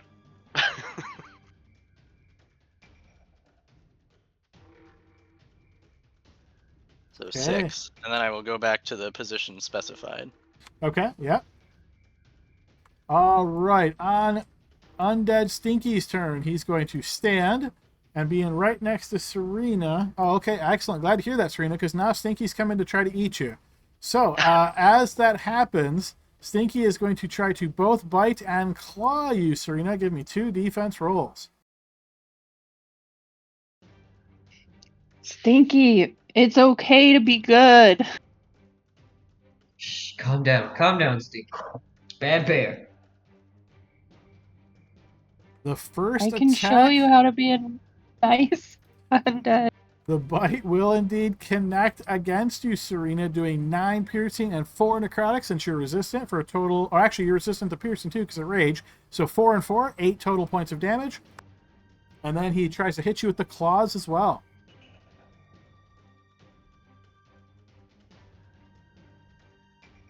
And that is going to connect as well.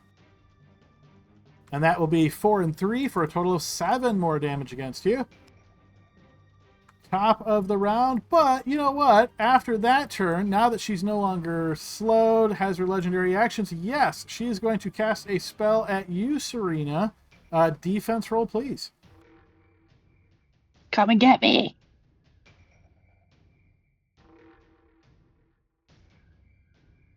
Double Are you checking gonna- stat block. You do manage to evade that, Serena. Dean, your turn. Alright, I'll go 5.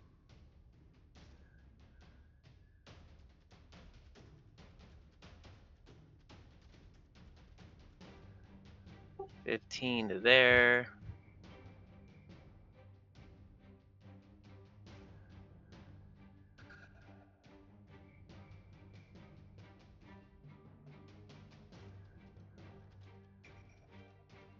That's my 40.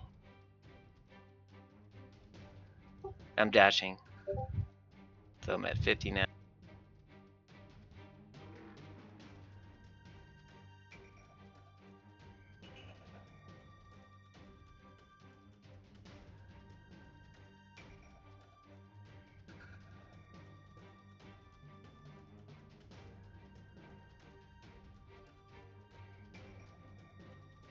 Okay, I'll end my turn there.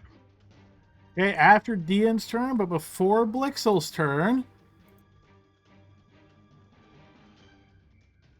Okay, let me see who can see this. Tabard, you notice another floating skull suddenly manifests. Blixel, your turn. Okay. I'm just going to keep running.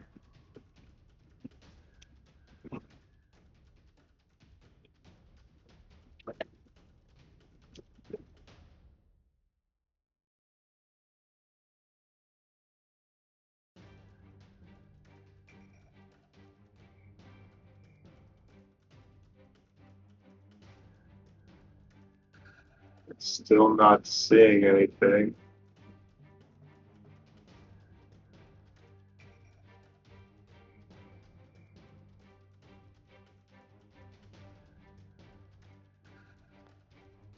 Okay.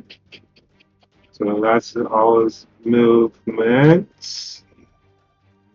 Dang. Can't see anything. So I guess he's going to cast Detect Good and Evil. All right, go ahead and post that. He's going to use his Bloodline ability to do it. Okay.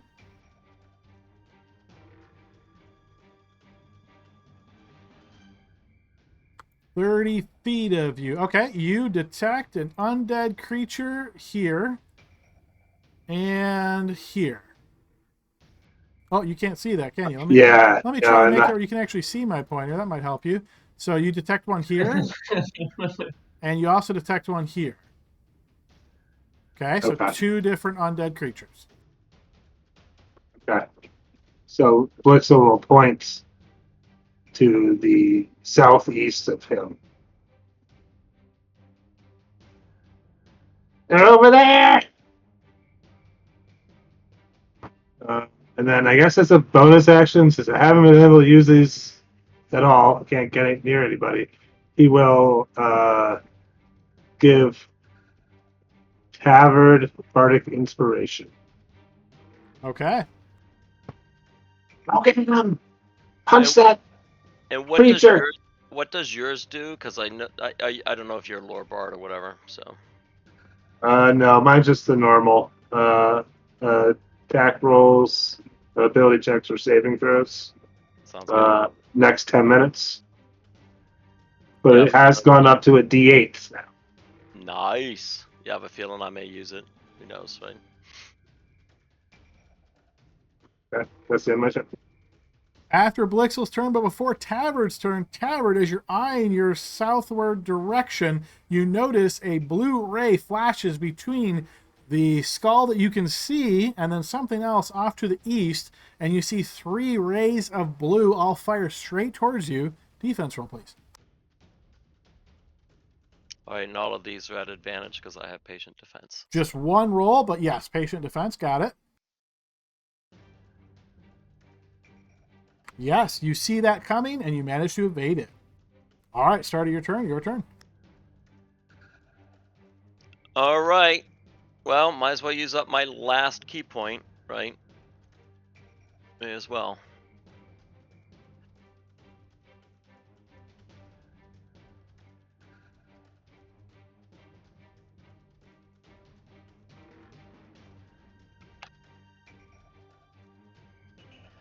Alrighty.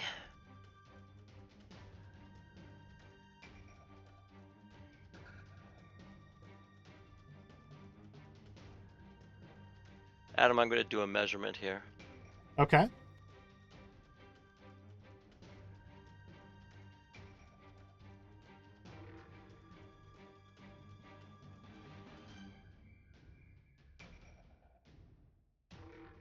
Well, I'm just going to go ahead and go this way.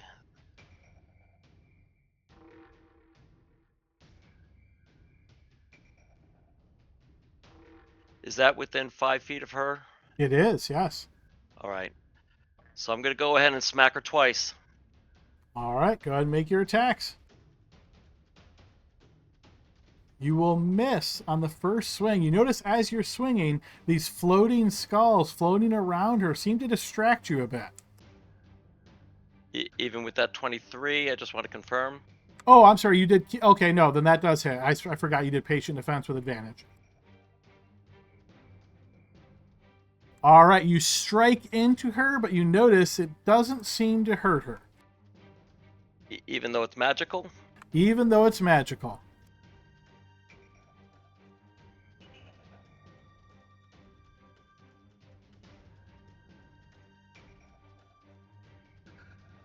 All right, then I'm going to go ahead and do there, and then I'm going to hit him instead then. Okay, sure. You swing at the floating skull. That will connect.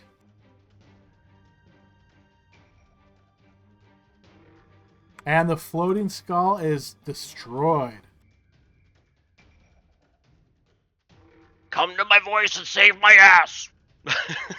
All right, at the end of your turn, Tavard, but before Vin's turn, with her 1 action remaining, she's going to try to hit you with her tail. Defense roll.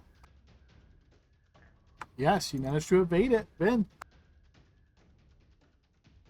Okay, Vin kind of looks over his shoulder over at Celine, who's hiding behind the rock, and kind of like does his eyes where he like pretends like he looks at the torch and then does like a kind of explosion with his hand and like gives her a thumbs up and waits for confirmation.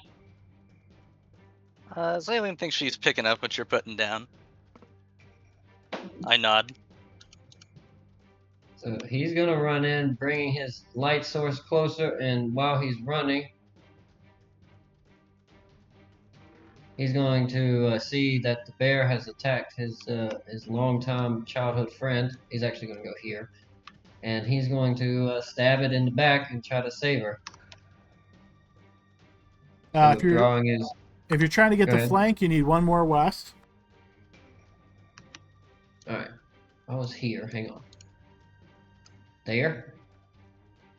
Yeah, but you can't take movement back. So hang on 1 sec. So you did like one of these deals, so 30 feet. But yes. Okay. All right, and yeah, he'll stab. He still has his Ankara out. No favored foe. Here we go, dagger. That will miss. All right, extra action with the dagger, Master of Feet. All right, and again, I just want to clarify. When you say you still have Ankara, remember Ankara requires a reaction. So if you want to use it, you say, I would like to use the reaction for Ankara. Okay, all right. I will let you know if I choose to use my reaction then, but 17 hits. I'll probably save it for his reaction for now. He's gonna just stab it. I think I get sneak attack, right? Because of Serena. You would, yeah. 11 points of damage. Please roll me a d20. You want high? Of course, I'm taking the inverse. Yes, go. you have slain Stinky. Good job, Vin. Excellent work. So he like Big stabs. man. Dead deer meat later on for dinner. He stabs like Stinky in the back and like brings it to the ground and like rolls over and like pops out to here, and that's his 40 feet of movement. So then he's going to use his dash action to get a little bit closer. His dash cunning action rather. Maybe Okay. behind this rock here. Oh shit, yeah, definitely behind this rock here. Maybe like here. All right. As you move to there, she's going to take an opportunity attack to try to bite you. Give me a defense roll, please. Okay, yeah, that's fair. Because I didn't see her until I got that close. Hey, You all do right. indeed manage to evade as the bite smashes down on the ground next to you. I also want to be fair, Adam. I don't have my shield on right now, so that would be -2. So does 21 hit? 21 still good. Okay, cool. And I need to actually stop here. So I'm going to scoot back a little bit and kind of scooch behind the rock and end my turn. Okay. All right. Start of her turn. Cavern, did you patient defense again? Yeah, yes, I did. All right. So That was my last key point. noticing you very much in a protective kind of stance here, she is going to move out to here. And as she does, actually, she's going to move out to here. And as she does so, Blixel, you notice a terrifying giant woman's face appears over this tree that you've got your back to. It reaches up, trying to bite down on top of your head. I will need a defense roll, please.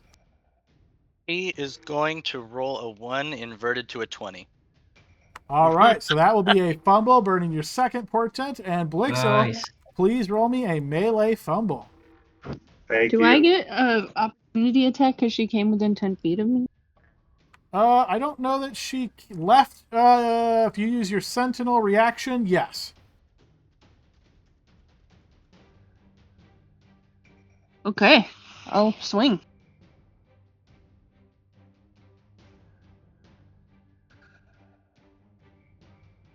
Yep, go ahead and make Is your it not- attack there, Serena. I'm trying to swing. All of a sudden, 15 swings come out. I will say I'm pretty confident. I almost guarantee that Serena can't kill her with this one strike. So Blixel, feel free to roll your defense, or feel free to roll the fumble roll for her as well. But doesn't Sentinel stop her? It does. So the way Sentinel works is when she attacks you, because it's within reach of Serena. Let me double check the wording of Sentinel. I mean, I know she fumbled and everything, but this might change it. I think I it don't know. stops the advance into your space. And it says when you hit a creature with an opportunity attack, the creature's speed becomes 0 for the rest of the turn. Mm. So like where she hits it, wouldn't that be where? So, okay, let me double check the movement then. So she was here. She did this. She missed anyway. She rolled a 6. So Yeah, Yeah. Okay, got it. All right, so that won't matter. Okay, so then Blixel rolled a melee fumble. All right, so she doesn't have a weapon. Her dentures fall out? They unfortunately do not. She will then take advantage of her multi-attack to try to hit you with her tail. Another defense roll, Blixel. That one is going to connect for 10 points of bludgeoning damage against Blixel. Okay, that's the end of her turn. Serena's turn. Serena, you're going to notice as she ends her turn, this skull floats up next to her.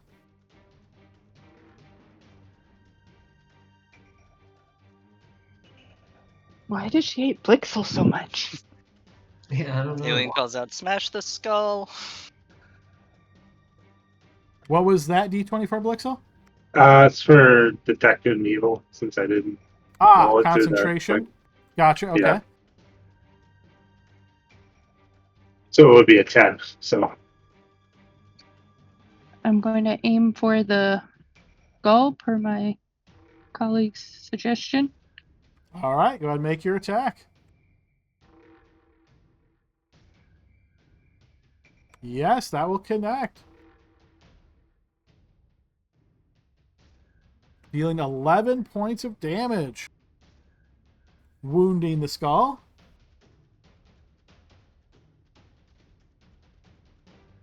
And how does the force damage work? Does it just mean... It means that if, let's say, she was resistant to piercing, for example, your force might overcome that, but you're attacking with a magic weapon anyway, so not a huge impact for you right now. All right, on the second roll, even though that is not a fumble, because you can't fumble on your second weapon, you will likely recall, Serena, that you currently have Shipwrecker connected in what we will call kind of a jury-rigged fashion. So, because you have rolled a 1 on your check, please roll me a D100. If you roll a 25 or lower, the binding that connects Shipwrecker to the wooden shaft is broken. We've been waiting for this opportunity. I have. I've had to have this note on every session notes for like 10 sessions in a row now. She's not rolling a 1. All right, yes, it stays put together. No worries. Whew, I guess I will Pam as bone deck. Pam the skull. Okay. Ooh, that's actually going to miss the skull. Figures.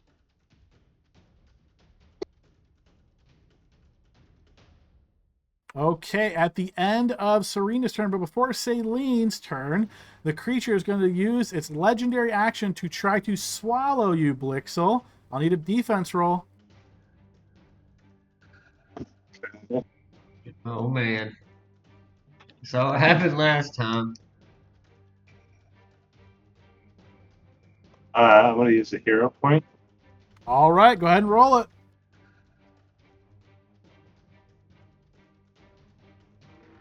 Damn. Can I give him my inspiration or no? Sure. This is a pretty important roll, so sure. That sounds fatal. I'll give him. You click it. You click it. Whatever you roll, we're going to take that plus his defense. He's adding 6 to whatever you roll. Okay, and the 1 from the hero point. And the 1 from the hero point. Yes. Well, we fucked this up last time, so let's not fuck it up this time. The pendulum swings. Okay, so that is an 18 total, but unfortunately, no, that is still going to hit. So Blixel, do I have anything else? Luck point?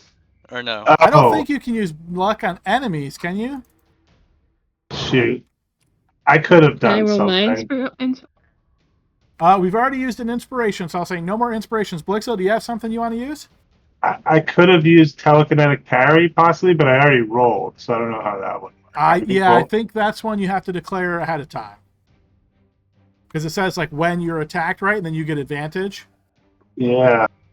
Okay, so unless anybody has anything else magic they're pulling out of their pockets is here, I think this hits.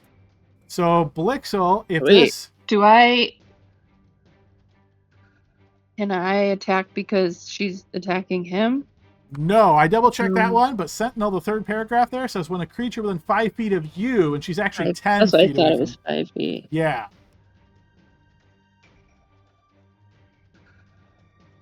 Right, attack is made against you, so Lucky would not apply here. Yeah. Okay, so unfortunately this is going to hit. Blixel, do you have any temp HP right now, or is it just your 13?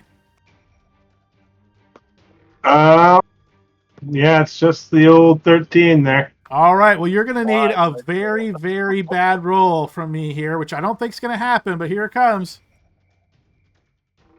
26 points of damage, which unfortunately means Blixel is swallowed.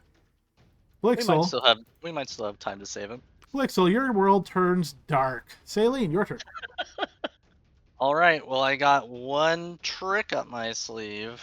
I don't know if it's going to work. Where's Tavard? I ask where Tavard is. I'm down south! Quick technical note as well. I think, Saline, you previously readied a magic missile. It never fired off, right? Did you burn that slot?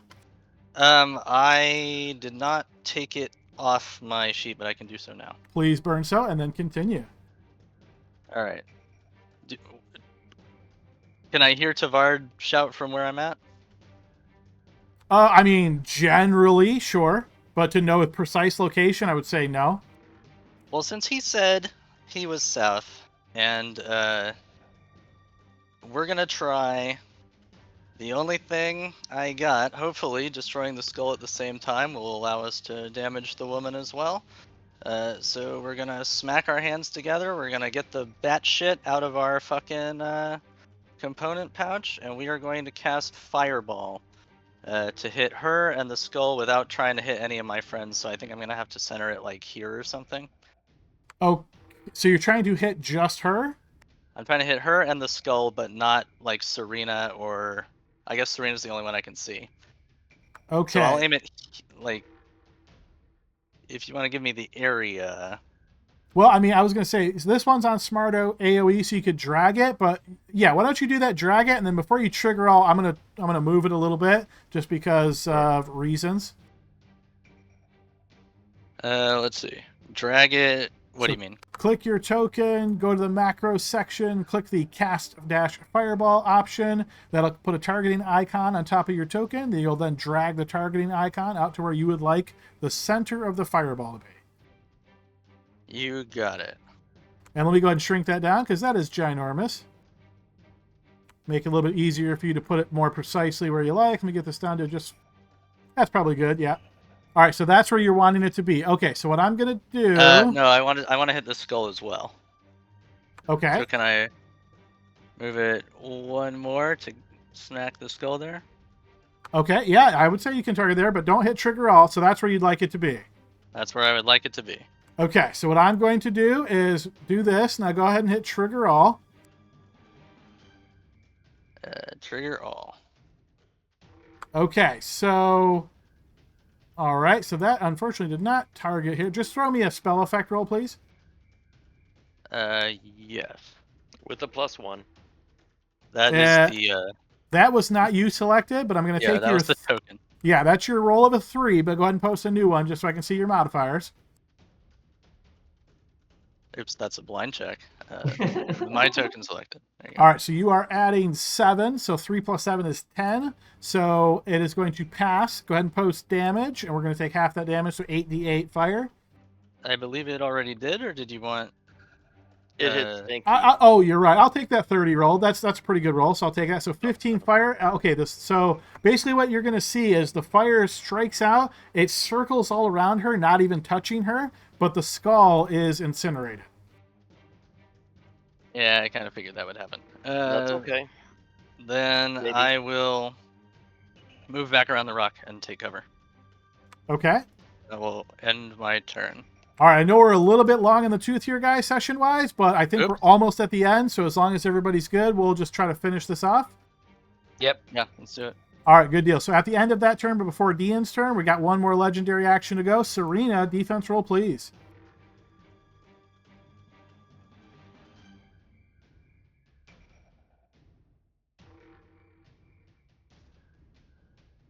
All right, yes, you do indeed manage to evade that. Dean, your turn. Okay. 5. 10.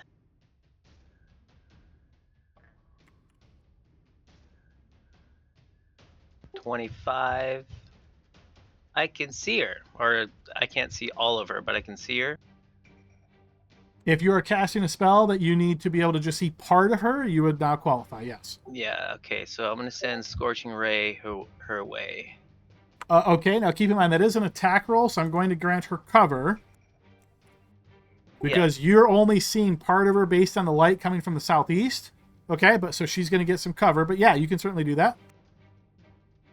Nice. Go ahead and post a fire crit, DM. Yeah. Ooh, and that is saying that you're out of second level slots. Do you have any second level slots left? No, I don't. That's going 3rd level. 3rd level. Okay. All right. What do I do? When was the last time I did? So you're going to click your I got crit. it. All right. Is there a fire one that says it makes them throw up anything they've eaten?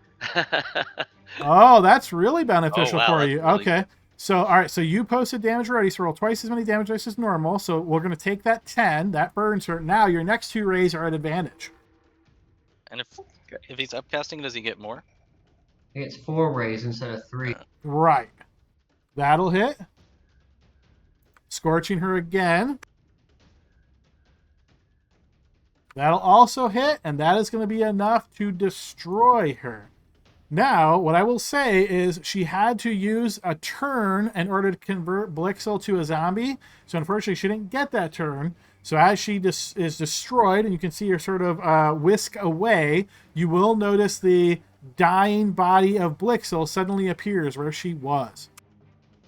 Okay, it's still my turn. Yep. Yes, I'm going to put Blixel where he should be, just so you guys know. All right, that's where Blixel is now. Okay, I can't see him. I'm pretty sure I'm out of movement at this point, so I will end my turn, and Blix is gonna have to death save. Hold up. He's fine. Not if he rolls a good. He hasn't taken any hits since he went down, so. Okay. Blixel, just for funsies, go ahead and roll a death save. It's not like this creature had any lingering effects that after she died, she made 1 death save become 3 or anything. Couldn't be. I can't roll it. I just gotta roll the. Just do /GM roll space 1d20. Okay, and then Tavard's turn. But based on that, what I will say, and I know we're a little bit extra time right now, as long as somebody in initiative is willing to spend healing or a medicine check before we get back to Blixel, you're going to be okay. I'll give him healing word. All right, go ahead and burn that healing word. Blixel will be restored, have 1 level of weariness, but has survived. Yeah, I didn't Woo! want to keep him mouth to mouth. Goodness Oh. gracious. Oh, You didn't man. know what it's like in there. Deep breath, everyone. You have just faced a terrifying creature from the shadow world. What in the world could that thing have possibly have been? Saline, go ahead and give me a blind check real quick as we end our session here shortly. You got it. What? Do I want to Did spend she my burn away? inspiration to get advantage? Nah, because I already spent 1. It's fine. We'll just succeed on the roll. Okay, so you know that these are what is referred to as an ancient shadow world Naga. These are very fearsome opponents, and probably most importantly to you, they cannot be destroyed in the Prime World. If they are defeated, they will automatically reconnect, recombine, and become active once again after 1d4 days. All right, so we gotta go. Is the body still there, Adam, or yes, I disappear? No, so Oh. actually it's destroyed. You notice everything kind of wraps around, the trees crumble. It almost looks like flakes burning off and floating into the air into nothingness. I was So- gonna say we just throw the body in the rift and slap our hands and keep going. So can we just wait here every 3 or 4 days and keep on gaining XP? You know, by You killing them? potentially could, sure, yeah. Exploit unlocked. Let's get to level 20. I veto that. All right, so with that resolved and that very fearsome opponent now defeated, you guys are still out here in the forest, much worse for wear, looking pretty badly hurt. We'll have to figure out next week if you guys continue on your way to check out the situation with the loggers. And unfortunately, yes, after finally getting Stinky back, you had him unfortunately slain. All right, folks, hope you guys enjoyed this session. We'll pick up again next week and continue. Portal is still open, yes. All right, have a great session. Great week, everyone. And this thing will never die. That is right. Yeah. Not of the Prime World, anyhow. But We yes. could go there. Kill it. All right, guys. I'll see you. Good night. Good night, Good everyone. night, everybody. See you, Night. everybody. Enjoyed.